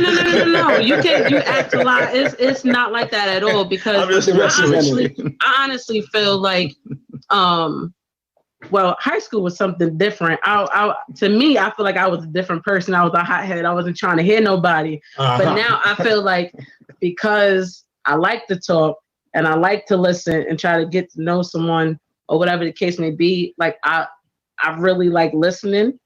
So I know what I'm doing. And to me, that's what it's about. Like just knowing what you're doing and not repeating the same things. Like, nobody wants to feel used or abused or whatever the case may be. Mm-hmm. But like Salah said, like most females, like let's say if you're going out, if she have a problem, she walk around, she pouting, you ask her what's wrong, she like nothing. I'm not that type of female. I'm gonna tell you what's wrong with me. I'm not gonna do the whole nothing. Now we're gonna talk about what's bothering me because I need to get it off my chest and I want to feel better when I lay down at night. But not everybody is like that. But once you get off your chest, how does he feel? Right. That's the whole thing. And we don't know it's about to but we don't know how to talk to people's souls. We don't talk, we talk at people. But that's the thing. If she's expressing you what's going on with her, that's your chance to be like, okay. Express yourself back. Can I jump in? And if you don't like what I say, you can still say I don't like what you say. All right. So here's my biggest issue. First off, shout out to Father Nemley, right? Nah, for real, because one of the things he said is something I always talk about, and is how people communicate, and some people don't know how to communicate. So what I say is, like, for the longest, right? One of the things that I have 3 kids, twins. With my first time out, I was 19. They are in college now. Now, biggest issue with that was me and my ex. When this happened, we had 2 totally different perspectives of how we should approach the situation. We were like best friends during that situation, like before she got pregnant. But then when she got pregnant, things shifted and that friendship kind of went out the window. And then it became this is what has to happen, as opposed to I wanted to work on the friendship and us get better and closer so that way we could build that structure. And it didn't necessarily work like that. Now, fast forward, things happen, we're not together, but we co-parent well. one of the things I learned in our relationship was that we had to lay out the rules of communication first before even attempting to communicate, because we didn't understand what worked communication wise for each other. And a lot of people are like, well, I like to talk about it, so I want to talk about it now. And then there are people who are like, I don't want to talk about it at all. Let me leave it alone. And that don't work when those two people are together in a relationship.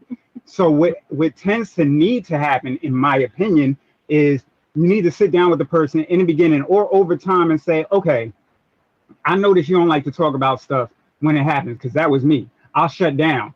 And the more you try and address it with me, the more I'm going to not want to talk about it, and the longer the time is going to go. Whereas she wanted to address stuff on the spot when it happened. And the more you trying to address, like, what's wrong? I'm like, leave me alone. Like, I don't want to talk about it. I want to talk about it. Then it's making me madder. And now I don't want to talk at all. So days are going by and it's making the situation worse.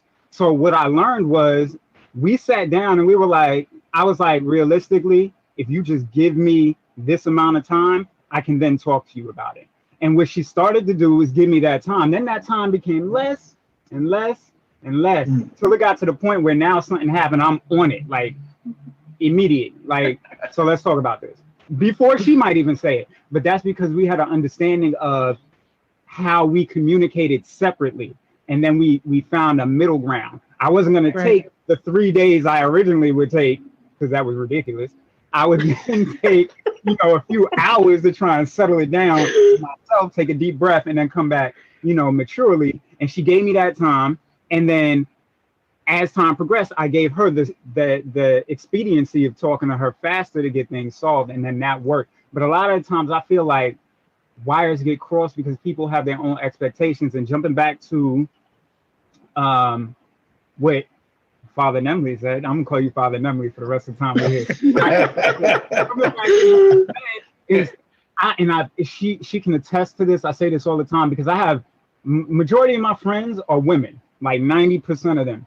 And when they talk to me, it's usually about a problem in a relationship. And I usually tell them a lot of the times it's their fault, only because I say, no, seriously. And it's not to get on y'all, but I say, you knew who he was in the beginning. Like, he showed you his true colors. He told you who he was, but you didn't accept that. It was visible. It was obvious. But what you did was you went off the concept of what you felt was potential too much. And then you got left out. And I feel if you approach a relationship in a 50-50 aspect, this is a weird concept because a lot of people are like, give 100%. I feel like if you give what you're getting, you won't be disappointed.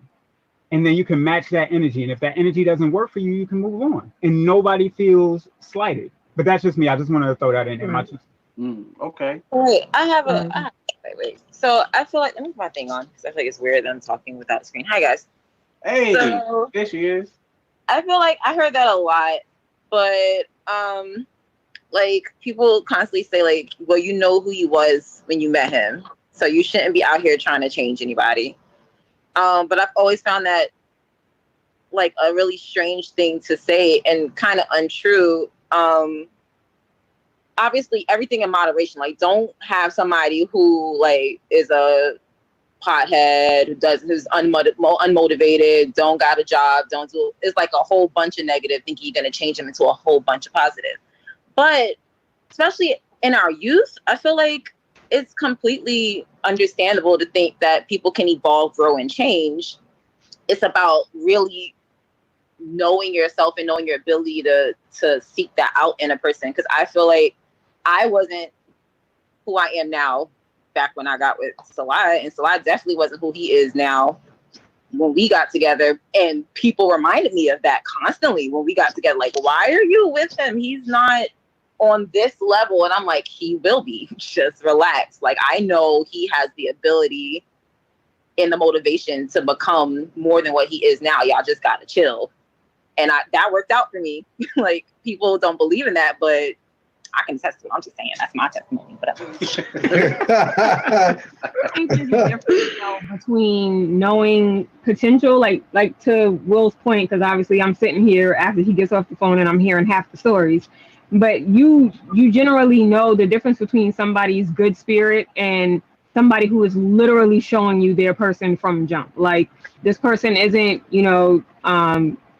thinking of you and the things that, they're doing in the relationship, all these kinds of things, like you generally know. But there's a difference. Like when we started out, we were 18 and 20. Mm-hmm. Obviously not the same people we are now, but we knew that there was still a connection there. And even then being young, when you're young, you're supposed to be having fun. You're supposed to grow. You're supposed to learn yourself. If you're going to be with somebody else, and you have no choice but to learn that person too, but you're supposed to be figuring it out. There's a difference from when you're 20 and when you're 40 trying to date somebody where, they haven't matured to that point where you can sit up here and say, let's sit down, let's have a conversation, let's discuss our love languages, let's discuss what we need to do in an argument. There's a difference between when we were 20, we were looking at each other like, I'm ready to knock your head off, versus now, hey babe, you need a second? There's a big difference from the level. Right. I understand. That's real fact. All right, so let's go to the next thing I wanted to talk about. It was a lot that I wrote down, but we got like a half an hour, maybe 20 minutes. What do y'all think about Nikki Giovanni's lie to me concept? When she said, no. No. Okay, so I had to, while it was... Do y'all understand what she meant, though? I understand what she meant, but no. I totally understand what she's saying. But I said to Will while it was playing, and obviously our mics were on mute, and we were like, I get the sentiment of what you're saying, but you're suppressing him as well. Because by lying to me, you're not telling me your truth. You're not telling me that. That's the same as don't cry, don't be angry, don't do this. All the things that Black men say they can't be right now.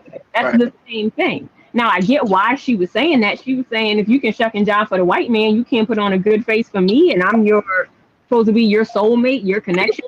Right, and her whole thing was she just wanted to do that. Especially if we have a child, she was like, look, let's not show the children that you are just like seem to be a monster. Like, exactly. Do that for me in order to raise her up and get them out of there and whatever. But I was thinking about that too. Like, if I give a performance out in the street at a job that I hate, and then I come in here and do a performance for you, when am I myself? When I'm on a bus on the way to work or on the way home? Like, when am I me? So my whole being gets diminished in that aspect. You probably don't. So that's even worse. I said that's even worse because, like you said, like, not for nothing, I talk to people all day. The way I'm talking to y'all right now isn't the way I talk to people, obviously, that I'm talking to at my place of employment. So, like you said, if I had to keep on that voice and that persona all day long, I would go crazy. Right.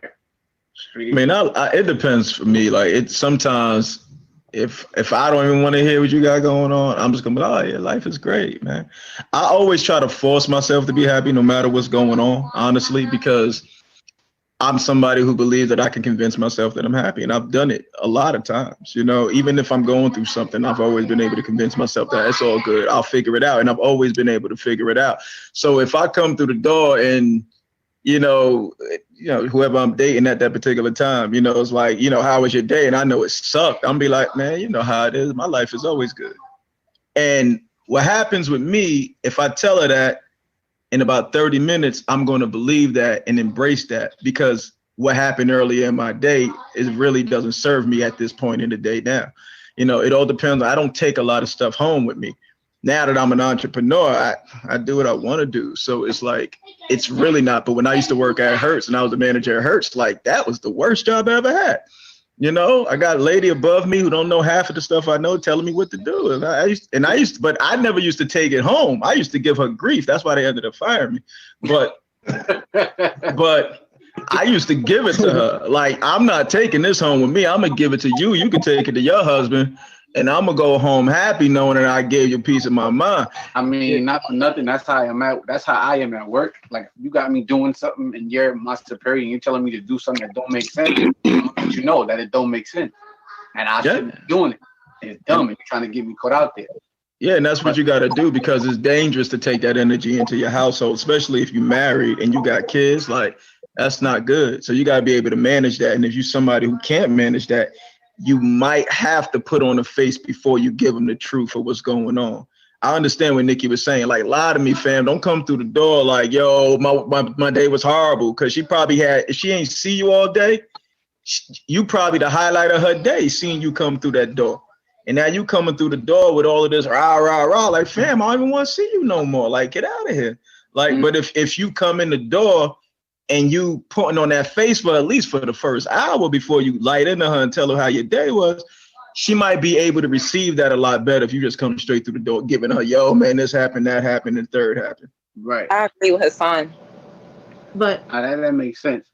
Yeah, that does, but it's like eventually, don't you have to tell the truth? You can't. Talina, you are so confrontational. Oh my God. Don't do that. Understand, like, for instance, I'm just being for real. Like, I'm just trying to learn, because it's like if you're set, like you said, like sometimes you'll feel some type of way and you tell yourself that you're happy, and then eventually you'll be happy.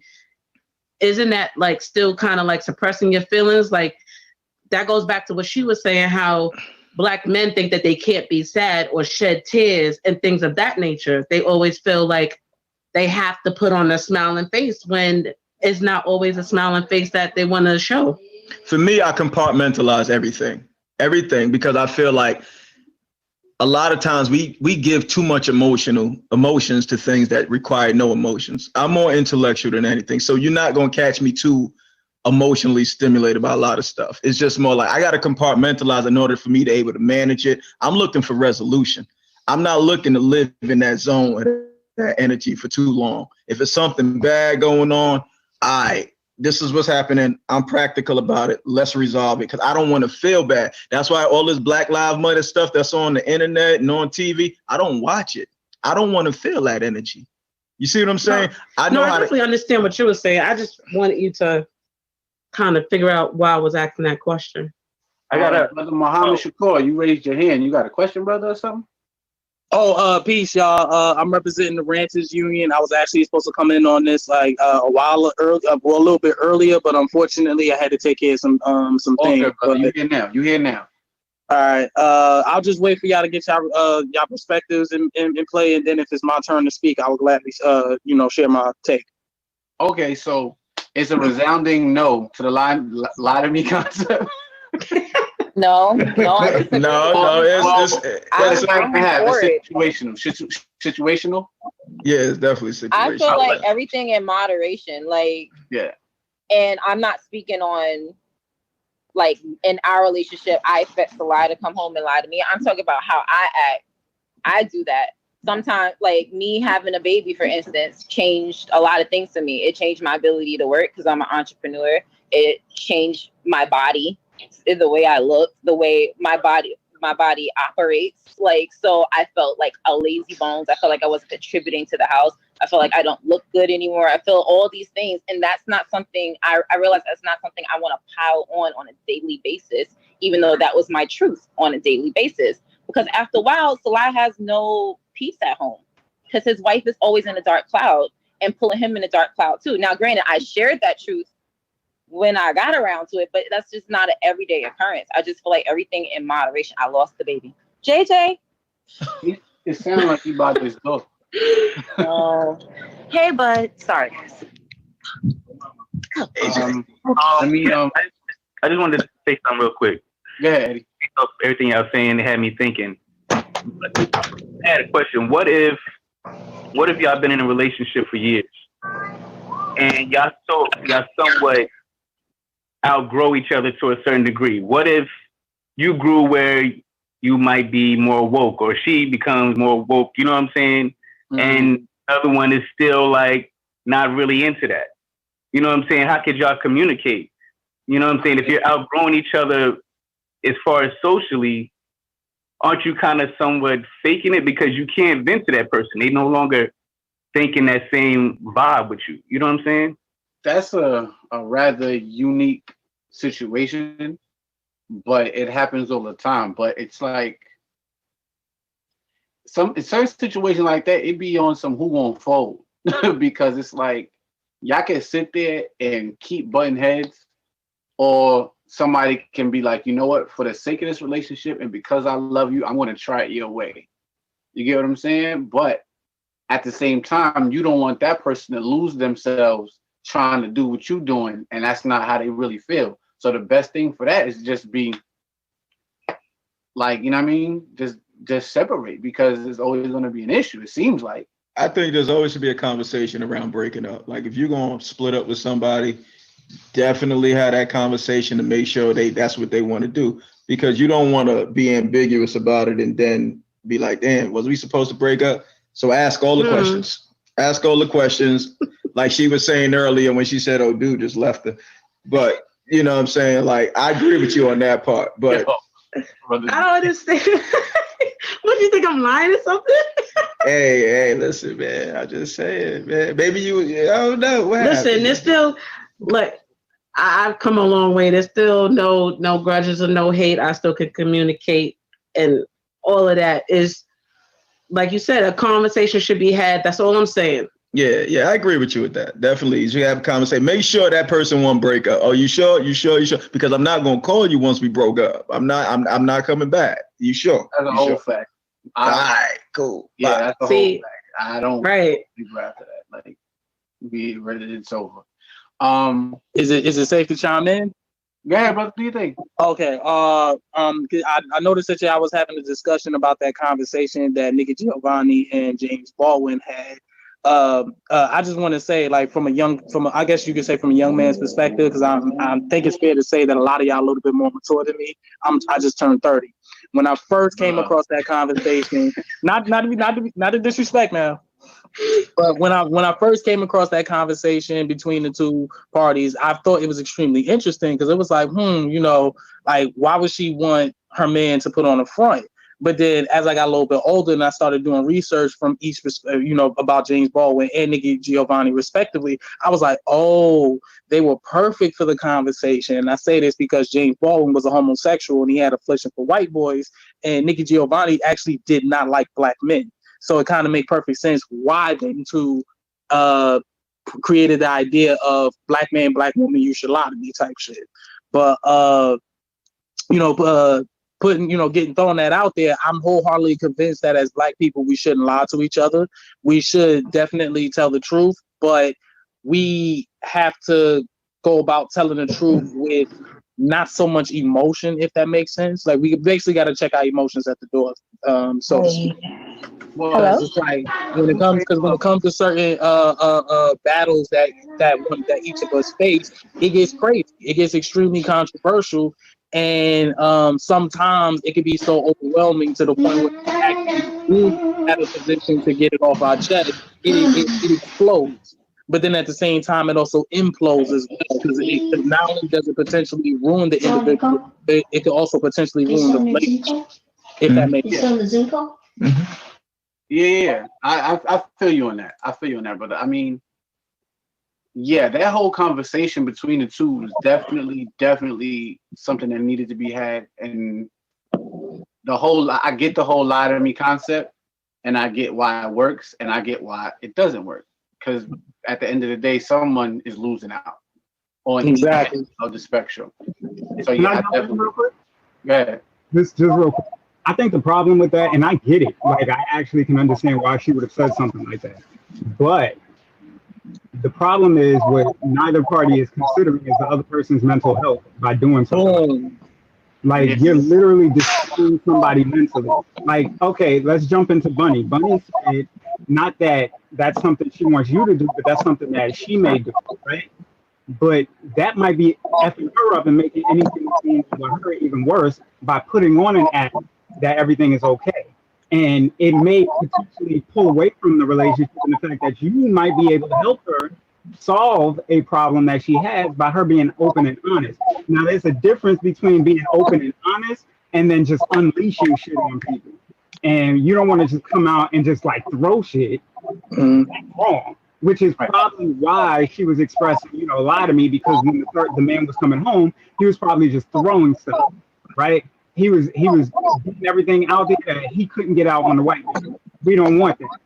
There's a way you can express it, but having that person faking and holding it in is not making it better for themselves as well. They're just making the situation worse, because eventually that tower is going to crumble. There's only so much pressure you can hold inside before you pop.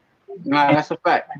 There you go. And it also builds distrust between the parties as well. Facts. Because it's like, why would, like, if I'm, for example, with me, if I'm in love with my wife, and I would like to make it my business to make sure there's peace in the household, I'm not gonna lie to her, because the last thing I want to do is to disrupt the peace in the household, as well as, you know, break her trust or destroy her trust. Mm-hmm. And then you know, once that starts to happen, all of a sudden, I ain't gonna say all of a sudden, but she starts to lose faith in me. Now it becomes of, okay, who did I really marry? And why did I marry this man? Right. And I don't want to make it seem like, because there's a responsibility on both parts. There's a responsibility for, and Bunny, I'm going to use you and Salah as an example just because you brought the situation up. No. And it's not in a bad way, but it's like, okay, if that situation is presented how it is, then Bunny, you have a responsibility to let him know what's going on with you in a constructive way. And Salah, you have a responsibility to hear it and then communicate how y'all can solve it together. The problem is when both of those break down, when one isn't telling you what's going on and they're taking it on the chest, because eventually they're going to let it all out all at once. That's how I used to be. Shit's not good.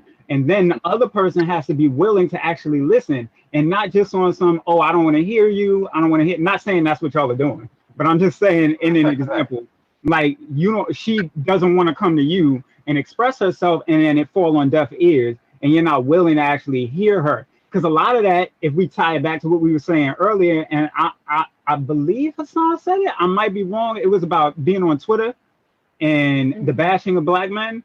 That was Eddie. Oh, okay. So maybe it was okay. Eddie did. Here's the issue. Like, we got people who say they want one thing, but then when they're given that thing, express the opposite. It's a big contradiction. So what we've seen is a lot of people might say they want black men to express themselves, but then they can't really either handle it or they don't really want to hear it at the end of the day. And I feel like that can be tossed in both sides of the relationship. Not saying it's just one, but I feel like right now it's more prevalent with the issue with how black men express themselves. And we got to figure out a way that fosters a good environment for both of us to express ourselves and understand that we're both human beings in this relationship trying to make it work, so that way neither one of us has a goddamn mental breakdown trying to appease the other one or trying not to be, you know, pissed off that the other one is behaving a certain way. Right. Sister Kiara, you want to say something?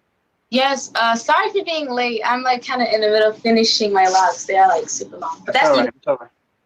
Okay, so what did I miss so far? Are we discussing how to keep up a good foundation in regards to between relationships between the black man and the black woman? Well, what we did first was we watched the conversation between Nikki, Giovanni, and James Baldwin about black relationships in 1971, and we was breaking down certain key points in that video. But what we're about to move on to is how do we rebuild the black family structure? Because I mean, it starts with our women. Yeah.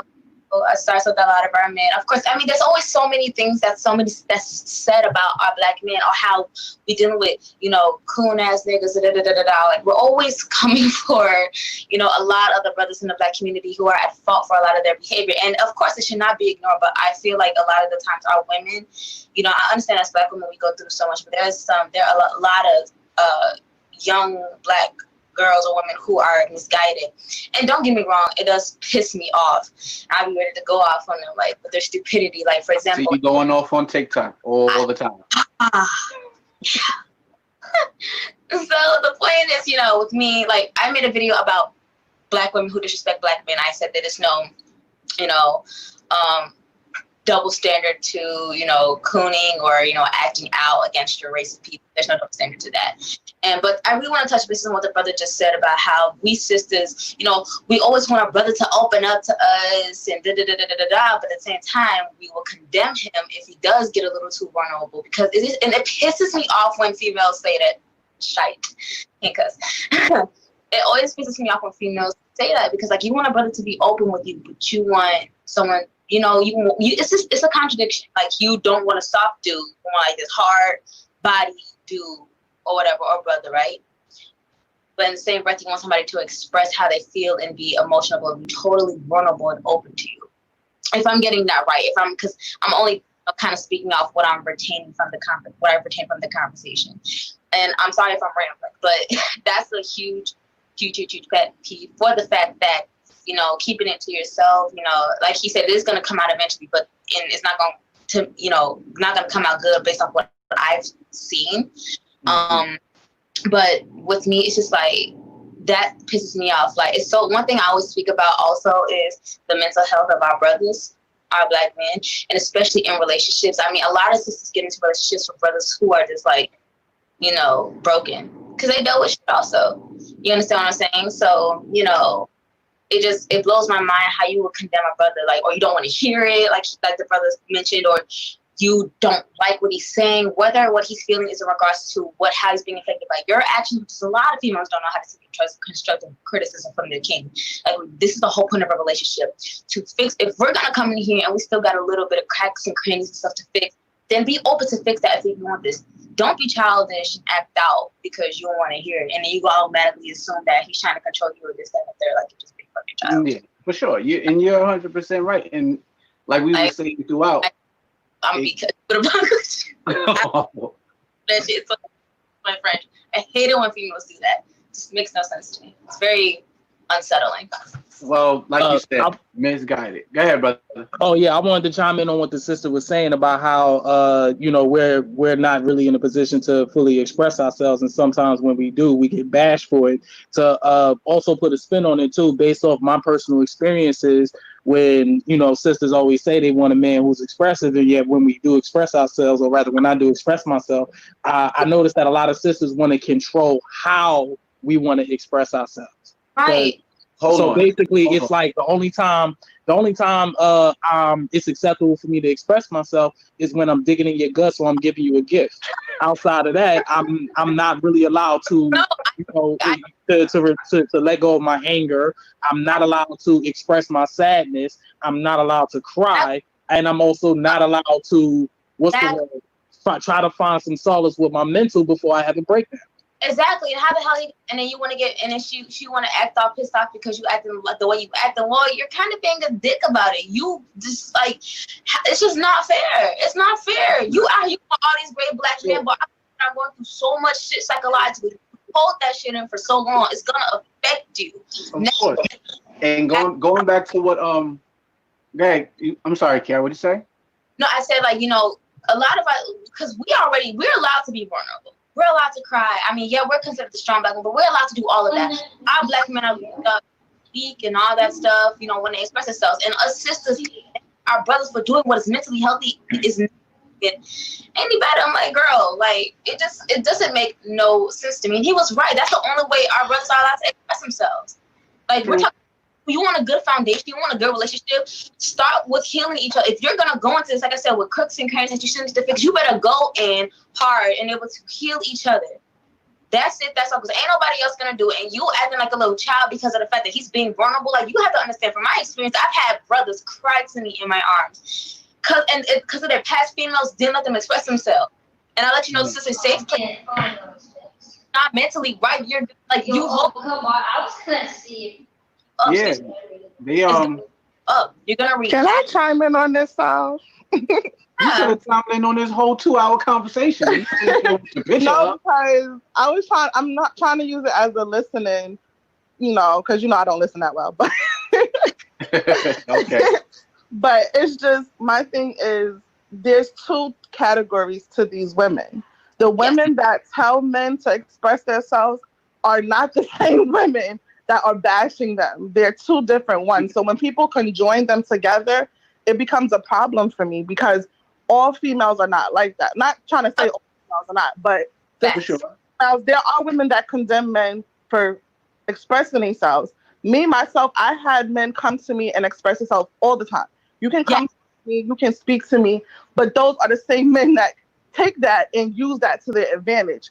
And that is true.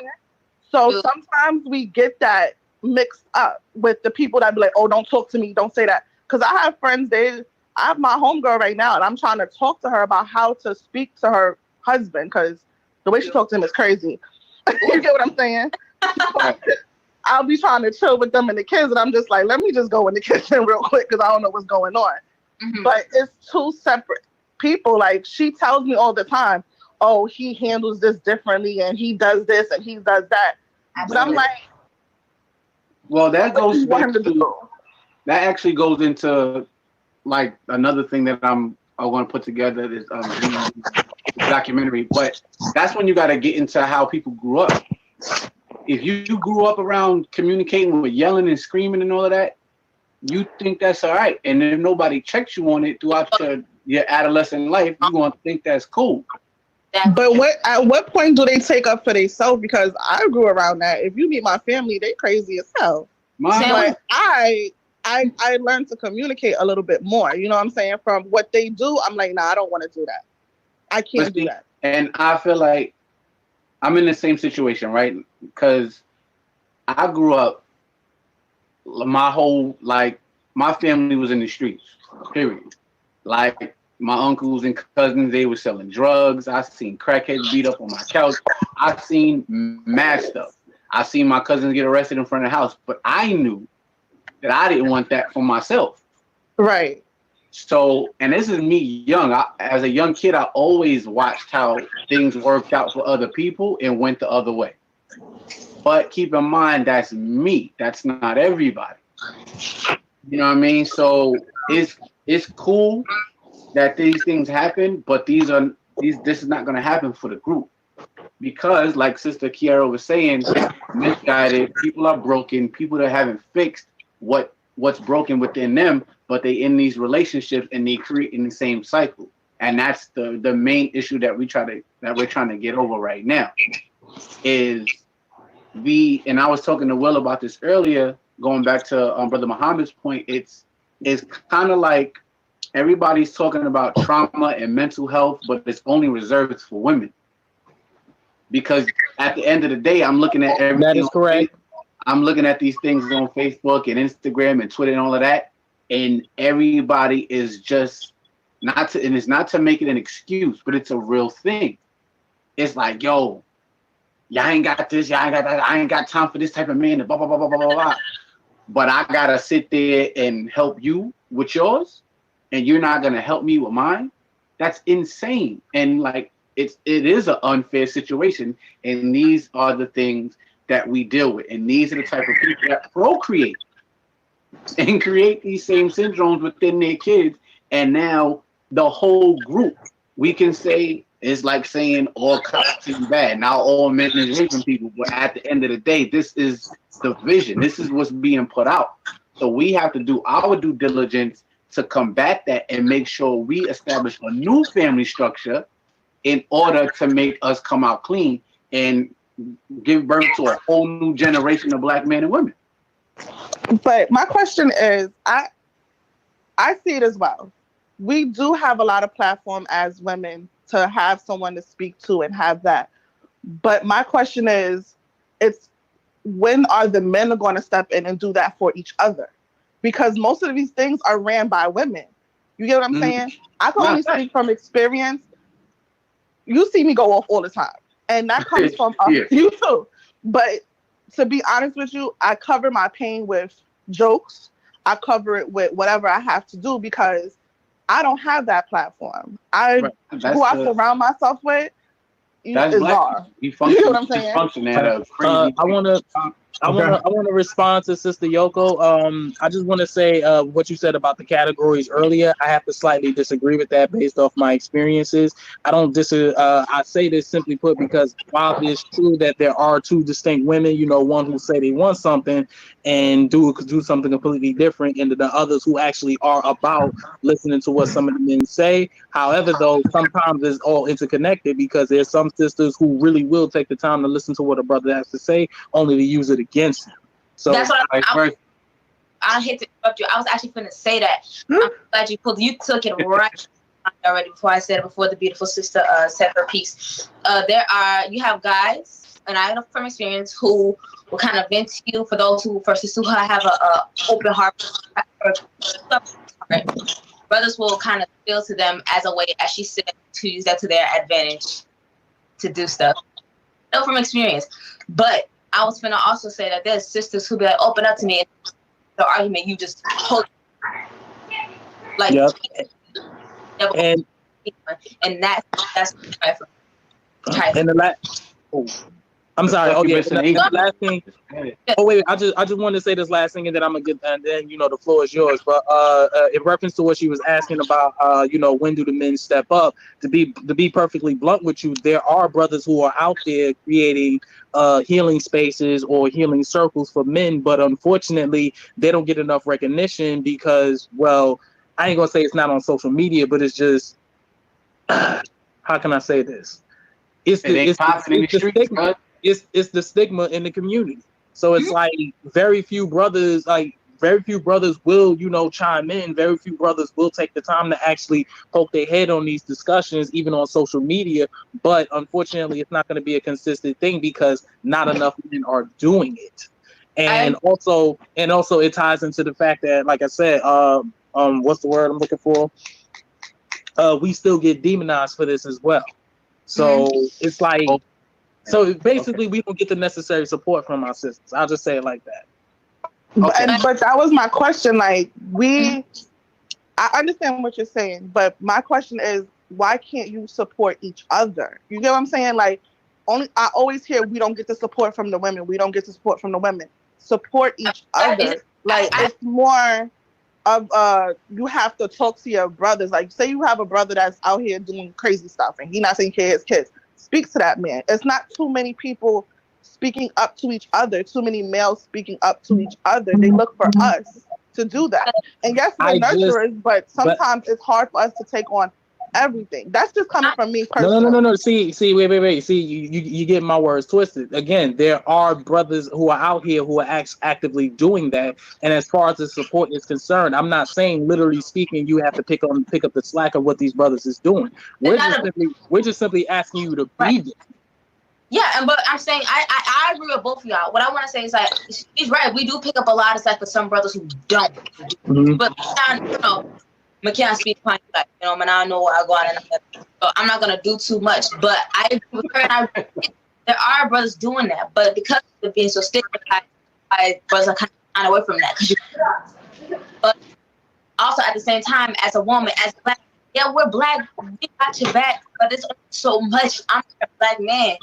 You understand? A king gotta show a king how to be a king. I'm a woman, Agreed. Right.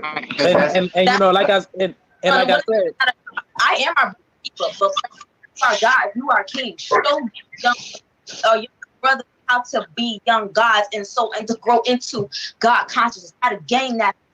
I can only do so much. A black king, how to be a black king when I'm a black king. I want so. I agree with you, and that's why I wanted to kind of briefly explain the whole business of y'all being supportive. Because again, we some of the brothers who are creating the respective spaces, they do acknowledge the fact that that some of the sisters do have a whole lot of do pick up a lot of slack. So to sort of like I guess what I'm saying is, in order for them to receive the necessary support from the sisters, all they simply asking y'all to do is share the information and pass the information along. That's really it. That's all. Ain't nobody saying that you have to be co-facilitators of these male healing circles, or you have to actually pick up the slack and what's the word I'm looking for?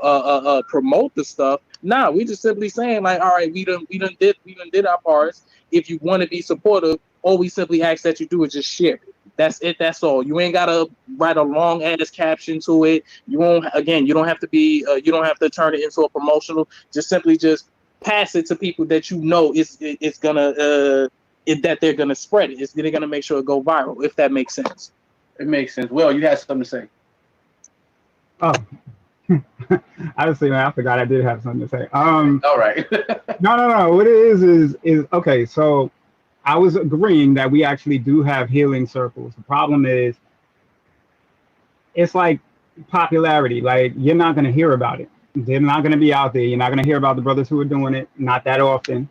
It's just like news. The news loves to report on the bad stuff that's going on. These algorithms on social media are going to show us all the negatives that's happening and none of the positive.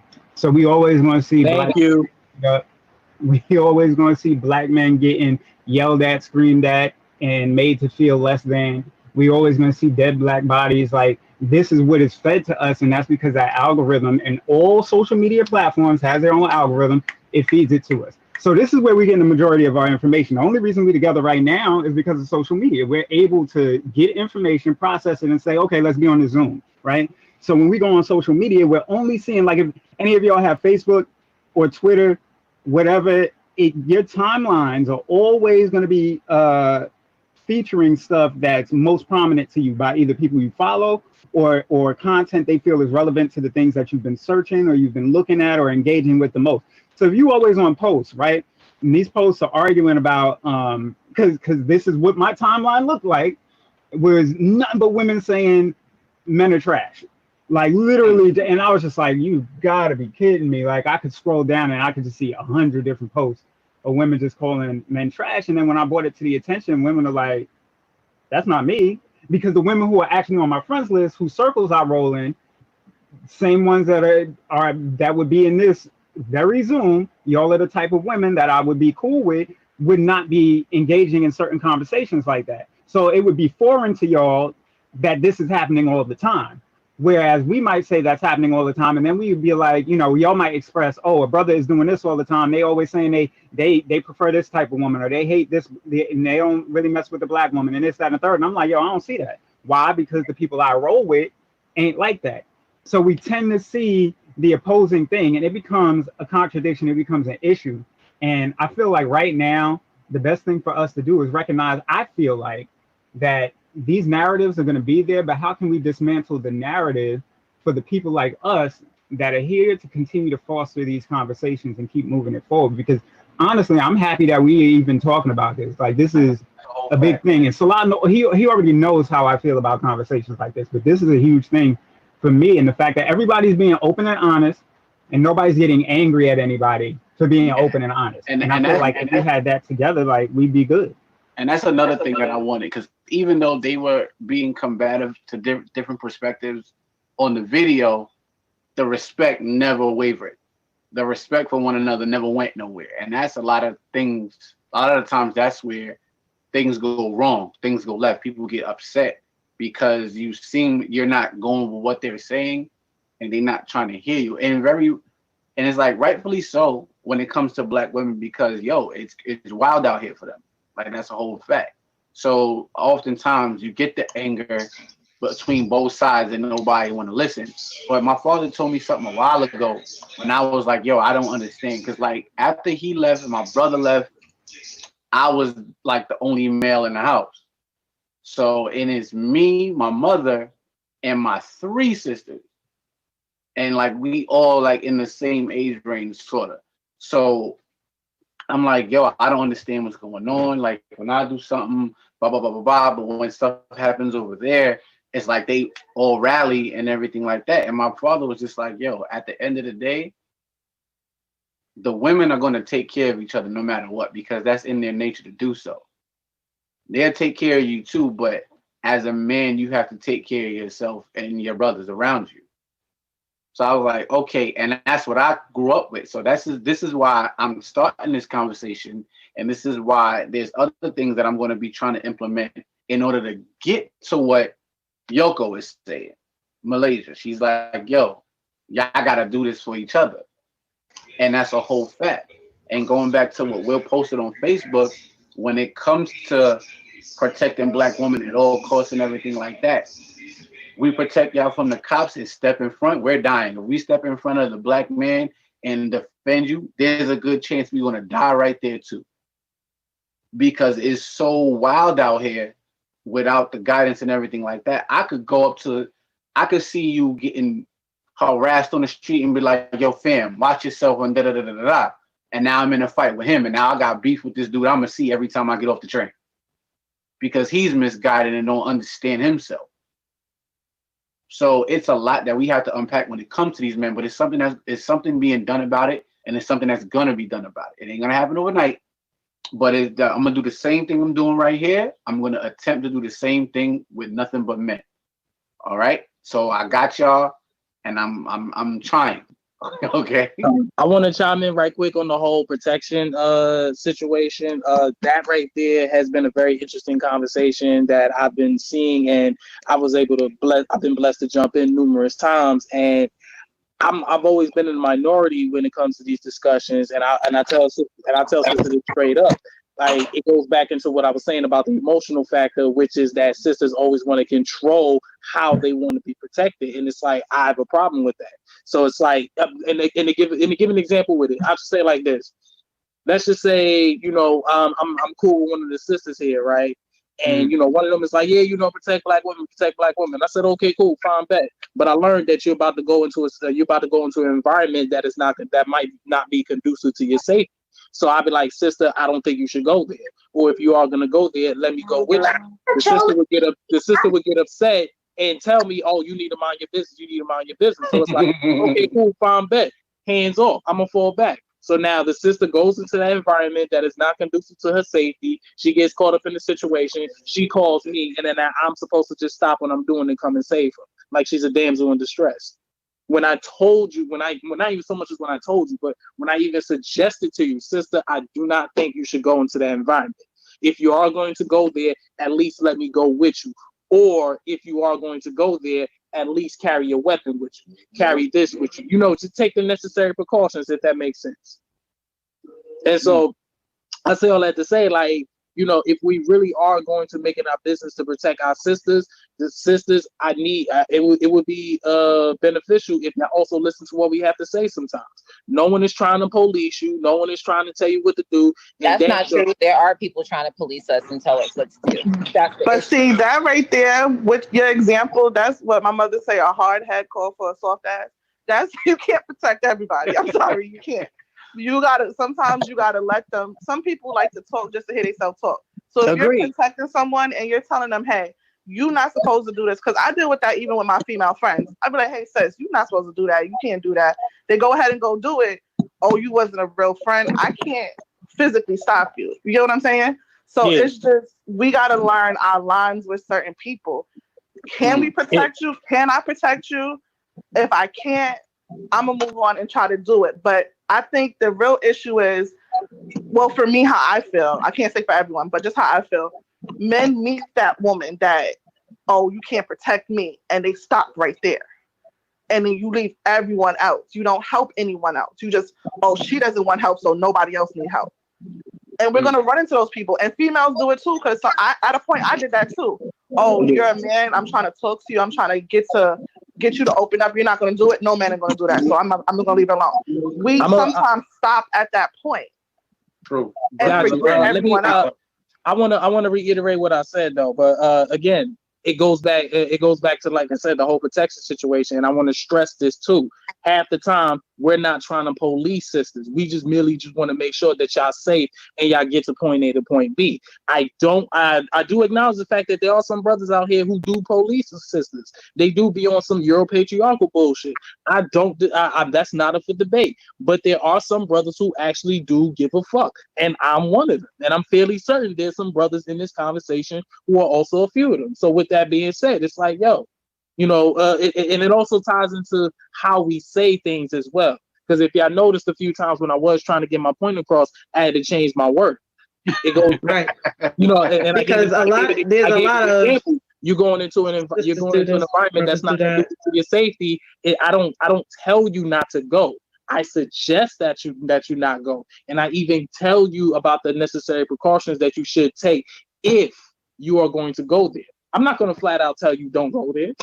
Lorraine, you want to say something about last thing I want to hear is you shoot back to me, mind your business, or I'm a grown ass woman. So it's like, come on, seriously, this is not an argument. It's just, yo, I give a fuck about your safety. This is really all it is too. That's right. Go ahead, Lo. Yeah.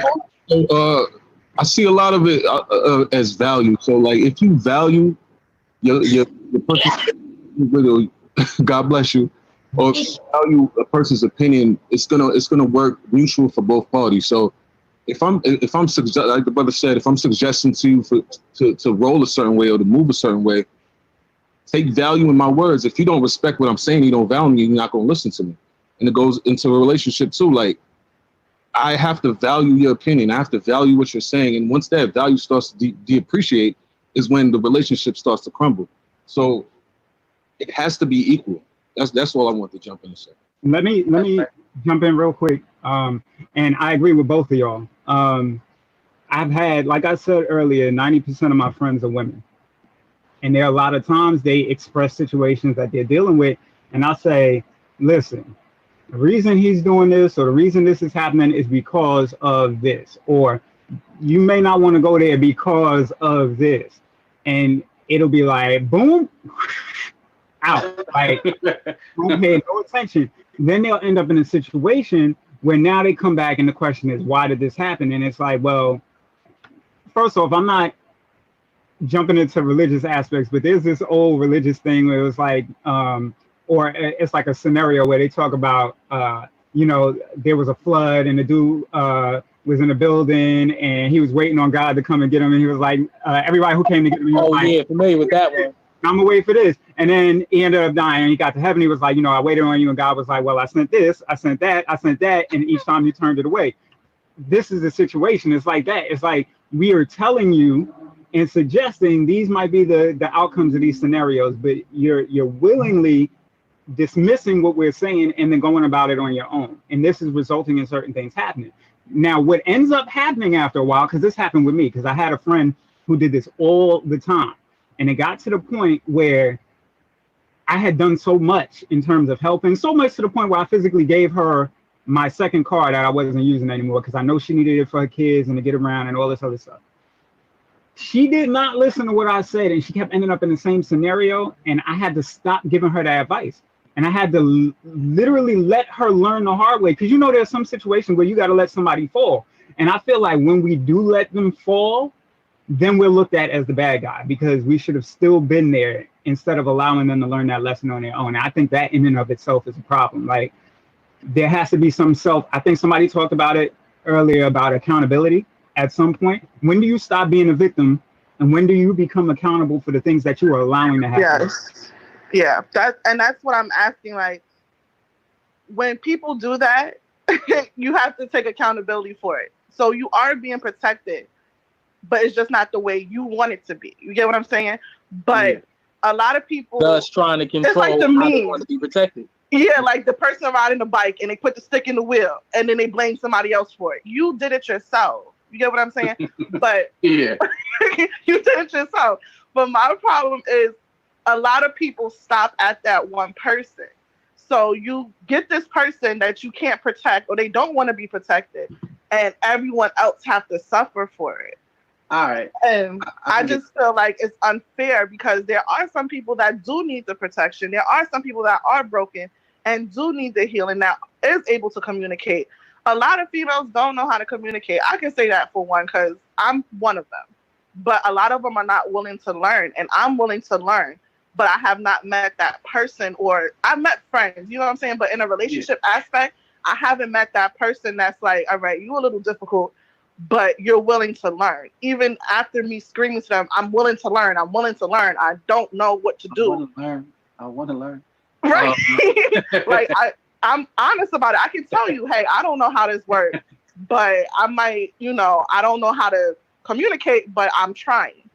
And then they meet this person that don't know how to communicate, and don't want to learn. And they're like, all right, I'm done. I'm not even going to help this other girl because she don't. Well, yeah, that comes from just giving up hope, honestly. And speaking of hope, I was thinking about this the other day when it comes to us protecting Black women and just jumping out there and being in the position.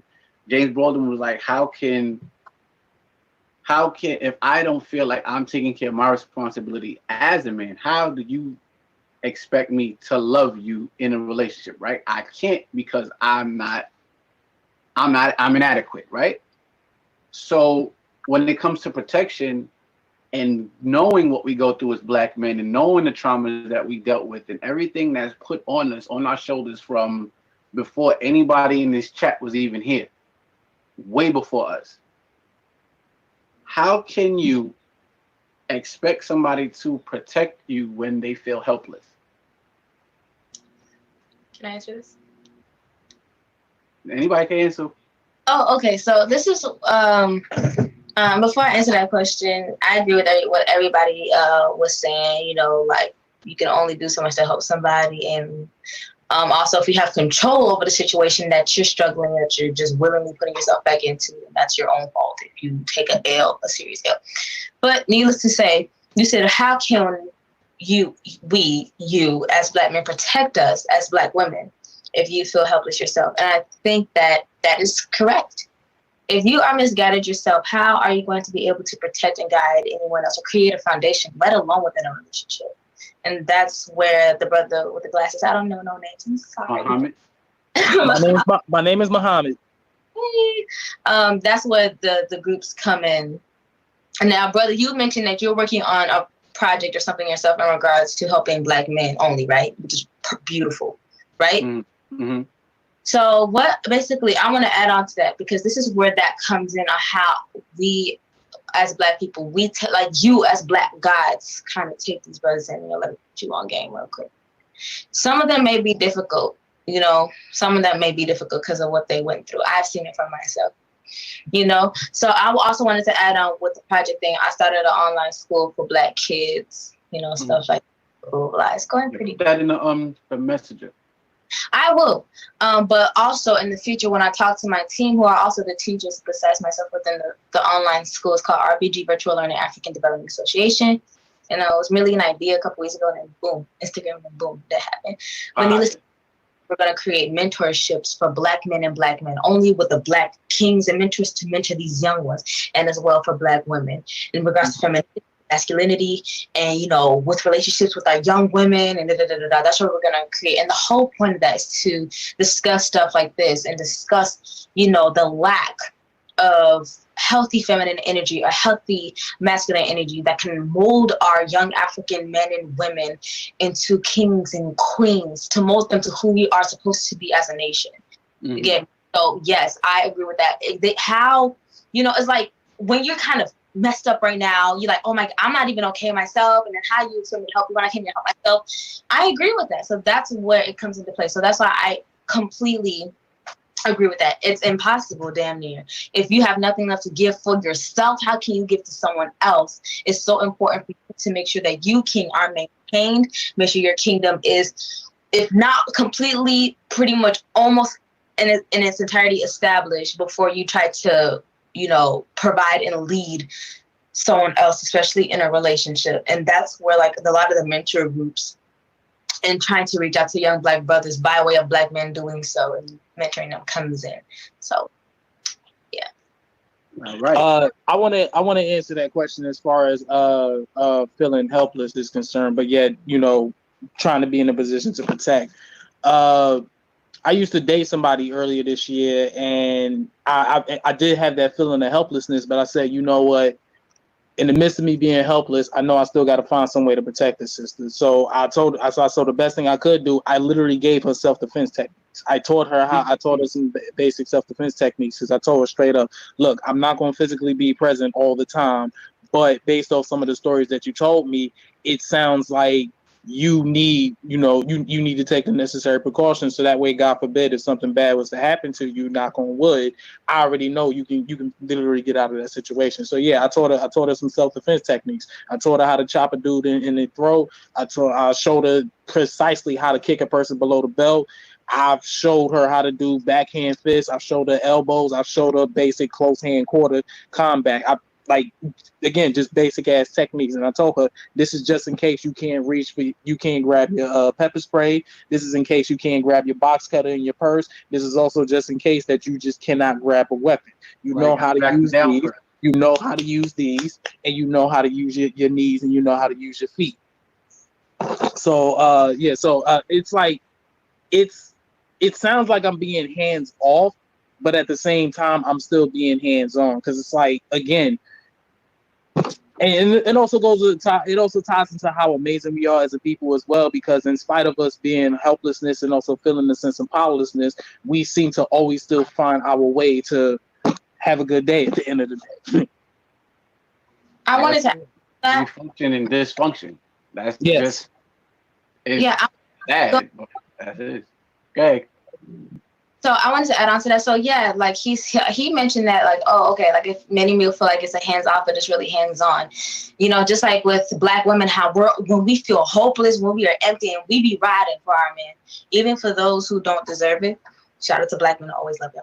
The point that I'm making is that just like us, Black kings who are trying, when you feel hopeless, you know what I'm saying? You still made an effort to do to find some way to protect her, whether it's teaching this young sister in your situation, whether protection or whether it's protecting her physically. So you still made a way to help and aid a sister in her time of need, especially in regards to the experience she's undergone. She's kind of, you know, so I think I should have mentioned that. But there are brothers out there that even though they feel down themselves, they still find a way to, you know, for the sisters to aid them in what they need, especially in regards to protection. So just jumping in, tying in what y'all both said, and actually directly into what Muhammad said.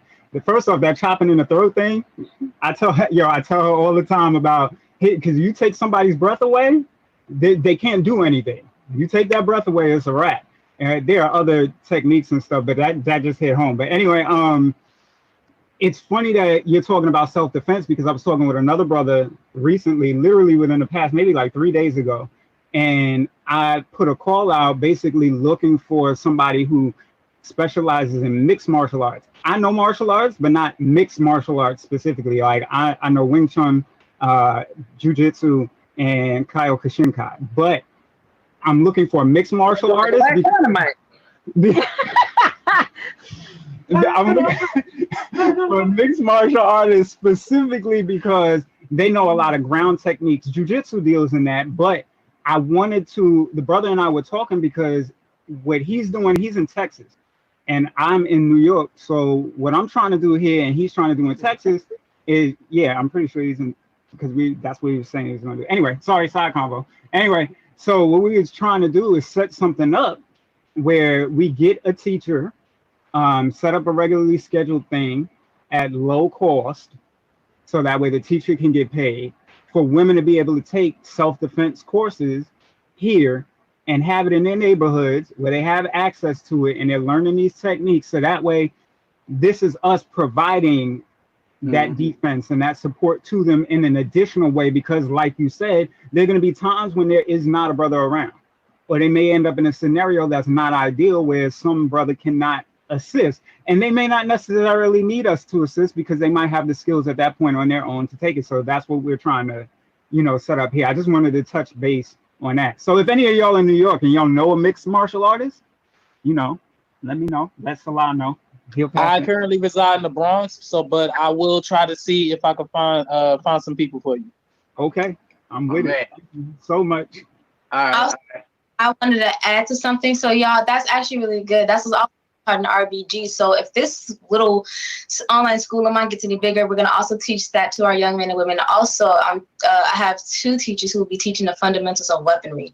We'll be discussing all types of weapons, from knives to MKs, ARs, Berettas, Glock 19s, 38 calibers, Desert Eagles, miniguns, all of that stuff. We're going to be teaching about all of that, how to use the ins and outs after we learn the fundamentals of all the weaponry in regards to physical defense, which will probably be first, because some of the kids cannot have weapons right now. So of course, teaching this martial arts, which is what I was discussing with the teachers. We'll also be discussing the fundamentals of weaponry and all the ins and outs, and we'll just, learn all those stuff in the books first before we get hands-on.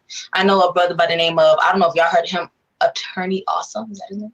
Big dude, right? Attorney Awesome, he's Pan-African. He teaches his young kids a lot about the fundamentals of weaponry. So just adding on, that is super, super, super important, especially for our women, because the shit that we go through and we don't know, because a lot of our brothers are strong.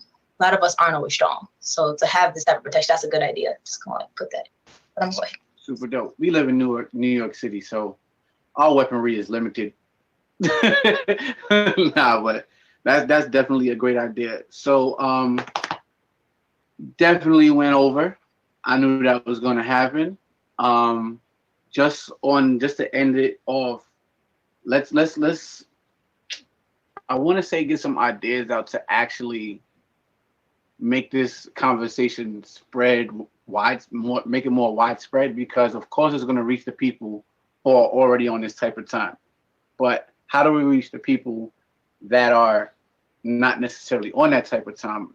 Kwame Ture said, Stokely Carmichael, for those who don't know, he said something that always stuck out to me. He was like, when converting the unconscious into conscious, you cannot do it by simply telling them that they are unconscious. You have to show them.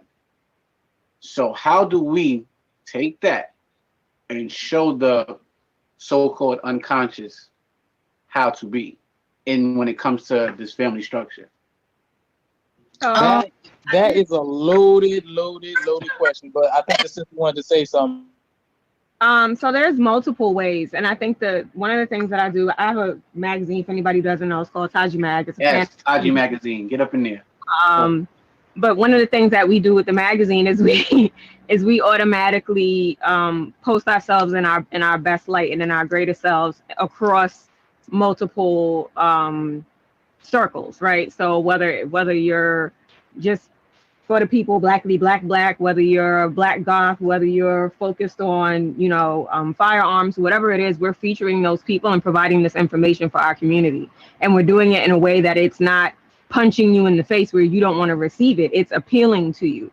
So I think that's giving a little bit of sugar with the medicine is one of the main aspects of providing this information, because 9 out of 10, our community receives it in a, you not woke, you're not this, you're not that. And then everybody's like, all right, I don't want to hear it, whatever. Right, instead of providing it in a way that appeals. When you see something that's beautiful to you, now you're like, oh, and I get a follow. And then the information is there and they're able to receive it better. Also, just jumping in, I'm going to myself commit to saying that the next time you have one, whether it's joint or whenever you have one, I'm going to at least promote it one time and invite one person personally to make sure somebody comes with me. So that way it expands, because we need to start doing that, because a lot of the times we just leave it up to the person who put the information out and it's not going to grow that way. And I would love for even more people, because we got a good amount of people in here. And that's commendable in and of itself. And for the fact that everybody stayed for this long, you know what I'm saying? Like, people will dip out and be like, nah, I'm going to get some food, whatever the case may be. And they might be gone. But they stayed. But when this happens again, whenever you say it, I'm going to take whatever material you have as an advertisement, whether it's a flyer or whatever, I'm going to post it up. I'm going to personally invite at least one person and try to ensure they come with me into the live, not necessarily on camera with me, obviously, but like, yo, make sure you're there at this time, get on Zoom, so that way you can join in. And if we do that, we can keep expanding and making it bigger. So that's how I want to contribute to this conversation growing. And then it can, never know, it might blow up and become something. It might be a show or whatever. And I'm all for it. Whatever will help expand. Thank you. Right. I also want to add, he that I be going off on TikTok, so that's where my platform is. Oh my God, I'm going. That's not the point. Needless to say, I will be more than happy to actually promote it on TikTok. I already promoted the RBG learning, and like this beautiful, God humbly bow down to her presence here said about Taji magazine, how it's appealing and stuff like that. Well, like we said, like we tell people, you're not conscious, you're not this, and I've done that. I've made that mistake, So what I'm like, so now it's about, okay, what kind of triggered my consciousness? Social media, huge role, especially in this generation, and it definitely kind of kicked off, that it really ignited. My dad sparked it up, but it really ignited where I'm at today. So with the platform that I have, also, like, again, I make it kind of fun. Like, I'm cussing or I'm saying silly stuff. And like, people be like, I'm learning so much more than I do in my school and stuff like that. So that's another way, when I explain it, when I kind of keep it real, but at the same time, I make it fun, because my personality, like, I'm kind of in a good way. So that's another way it appealing, kind of explain things in a way that would not only make people interested or asking attention getter questions, but like kind of do something to keep their minds intrigued instead of kind of jamming it down their throat. That's the last thing you want to do, because a way where you're not converting anyone properly, the shit is going to be stressful and they're not going to open up at all. Yeah, I agree. One of the reasons, the main reason why I said that right there is a loaded question that you asked, because honestly, just based off how my journey has been, I've learned that it's not fun being held accountable for your actions. It's not fun holding yourself accountable. And, you know, given the fact that a lot of people see that it's not fun being accountable, a lot of people don't want to be accountable. So it's like, you know, with all this shit that's jumping off with the murders of innocent Black people, it's like a large majority of us much rather protest than to actually get together, sit down, and create self-defense courses. Right. Like we much rather tell the police to stop killing us instead of actually just asserting that Black Lives Matter, if that makes sense. No, that makes perfect sense. So it's like, you know, sort of kind of chiming what the two sisters are saying. How do we make being accountable look good? Right. I mean, that is true. Because it's easy. Going to the point of what he was saying, it's easy to march in the street and go home and feel like you did something. It's harder to say, okay, let me look at myself and see where I'm messing up, where I can change, how I can help my community. That's the hard work. And then to top it off, you know, a lot of us didn't learn this from our respective parents and our respective upbringings as well. So that makes the situation even worse. And I don't know. I'm probably I'm gonna say I'm in the minority as far as people that don't have children, but I'm actually afraid to bring children into this world, not because of what's transpiring in the world, but who my mate is going to be. Because to paraphrase, it's like you either find somebody that's gonna awake the revolutionary in you, or you're gonna find somebody that's gonna put you back to sleep. And I refuse to get with a woman who's trying to put me back to sleep, because if we were to have children, she's going to make sure our children stay asleep, and I have a serious issue with that. Exactly. Our has no compromises whatsoever. End of the story. Exactly. Well, that's deep. Salah, real quick. I know you're trying to get us out of here, but it's not gonna happen. But like I said. I mean, shit. I got standards. I'm very careful who I'm around. So much so to the point where I've actually been celibate for quite some time too. Don't get me wrong. I love sex like the next man, but I'm very careful who I share my energy with. It's really just that simple. I also wanted to add on that we're doing all this protesting and we feel like we did something good, but how long have we been doing that? You know, it was someone who said this, ancestors, man, I forgot who said it. It was one of our ancestors, and he said, when you consistently do the same shit and you expect different results, that is insanity. I'm not going to ask no Neanderthals to stop killing me. Exactly. I'm not gonna do it. I'm not gonna walk up with picket signs where you put a fucking gun. So I gotta worry about my brothers in the street. Let me just tell you something. You take out one of my ancestors for being knock on wood, I'ma fuck up your mind. And to answer your question, I was going to say, to answer your question, sister, right quick, how long we've been doing this protest, and I actually came across an image of a black and white image of a brother holding a sign up, and it was dated July 1938. So next month we'll make it 82 years that we've been protesting. Over 70 years. We've been doing that shit for so long. I'm not doing that. What the? For you talking about the sign that said "Don't shop where you aren't able to work" or something like that? No. That was in the 50s. But there was another image. I honestly wish I could share it in the Zoom. But if I can find a way to get connected with y'all, I actually saved the image. I can actually share it in the group chat. But the date on that was July 1938. And when I saw that shit, it just rubbed me the wrong way, because it's like, hold on, wait. You mean tell me we've been protesting for 80 years now? 80 fucking years. 1938, Malcolm X was still Malcolm Little. He was 13. He just about to make it into high school. But MLK was born 1929. He was 9 years old. You want to hear something funny? I was just saying this the other day, that even though we are still catching hell, we have way more freedoms than what our ancestors had. We are kind of like their wildest dream come true, and we still catching hell. So we just gotta move better, and I just feel like it starts in the home, and that's why we're here. So I'm gonna wrap it up. I need all y'all to, if y'all can, put your email addresses in the chat so I can email you about different situations, different events that I'm doing, and especially about this this documentary that I'm going to do called "Where's the Love." I'm going to be interviewing people individually to talk about your how you grew up, you know, in your family and everything like that, and what was it like and stuff like that, so we can get into in depth about why we are the way we are and how we move forward. So this is like a couple of phases is going to happen with this. So I appreciate all y'all for coming out. Yeah. I love you for coming out and speaking your truth and just being open. That's honestly something I didn't expect. Some of y'all just came and listened. That's fine too. I really, really do appreciate it. And I'm going to see y'all on the next one. All right. Peace. Love y'all, black people. Peace. Love you. Ashayo. Amagu. Oh. Hey.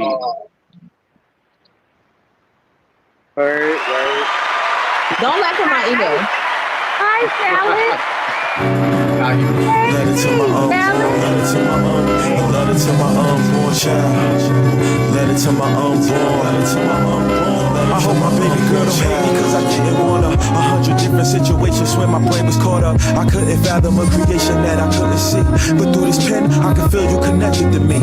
And when I sleep, I know we speaking through telepathy. It's really deep and fast, so deep that I was scared to speak it. Our little secret daddy's daughter, I'm a fucking father. It's hard to fathom, can't imagine. It's not how I wanted it to happen. Lacking paper, swear to God, I love your mama. I knew that she would be the one from when I first saw her. And I be stressing, try my best not to put pressure on her. Man, it's depressive and I pray it ain't hereditary. It's really scary that you'll ever have a single thought of being worthless, hopeless, and being lost. Well, when you do, just play this track back, cause I'm the source. Take a look at your grandma, she's so strong. And she's in you the next fruit of our family tree. There's so much I understand now I couldn't see. Your presence takes all my regrets from me. Cause everything I've been through's for you to be. For you to be. Love you eternally. You know it's deep, It's deep, right? It's deep, right? All the rights, all the wrongs, all the twists, all the turns. They let us hear, This is all preordained. It all happened the way it was supposed to happen. There's no turning back. When you know that takes away the fear. Takes away the anxiety. Don't run from it. Run towards it. Just want you to know your father loves you. If you ever going through anything, I want you to play this song back. I want you to listen to it. I want you to hear my voice. I might not be here. I might not be here anymore, but I'm always here. So I want you to listen to it. You weren't even born when I made this. Isn't that deep, right? You know, 20 years from now, I'm sure you'll be listening to this somewhere in your house or your apartment. Maybe your kids will be running around or whatever's going on. And maybe I won't be here. Or maybe I will be, you know. But if I'm not, good girl. just want you to know I love you. All right. Take a deep breath again. Stay focused. And go. 1, 2. All you got. Stay strong 3, within yourself. 4, And understand that there's no 6, pressure. 7, 8, Everything will be what it is. 9, 10. Everything will be what it is. Wow. Come on, baby. Come on. Come on. She's coming. Let's go. 2, 3. As hard as you can. They're having a party over there. Yo, I'm How did it go? Amazing. I was gonna say, how did it go? Nah, it was great. It was I don't know, but I'm about to hang up. You know you can.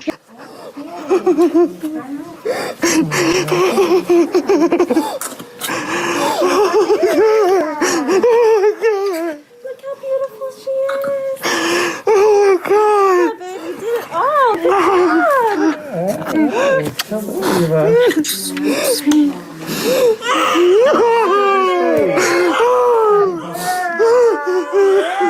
She's not small at all. Oh my God. Oh my God, baby. We did it. Holy shit, looks like oh my God. I can't believe it. Oh my God.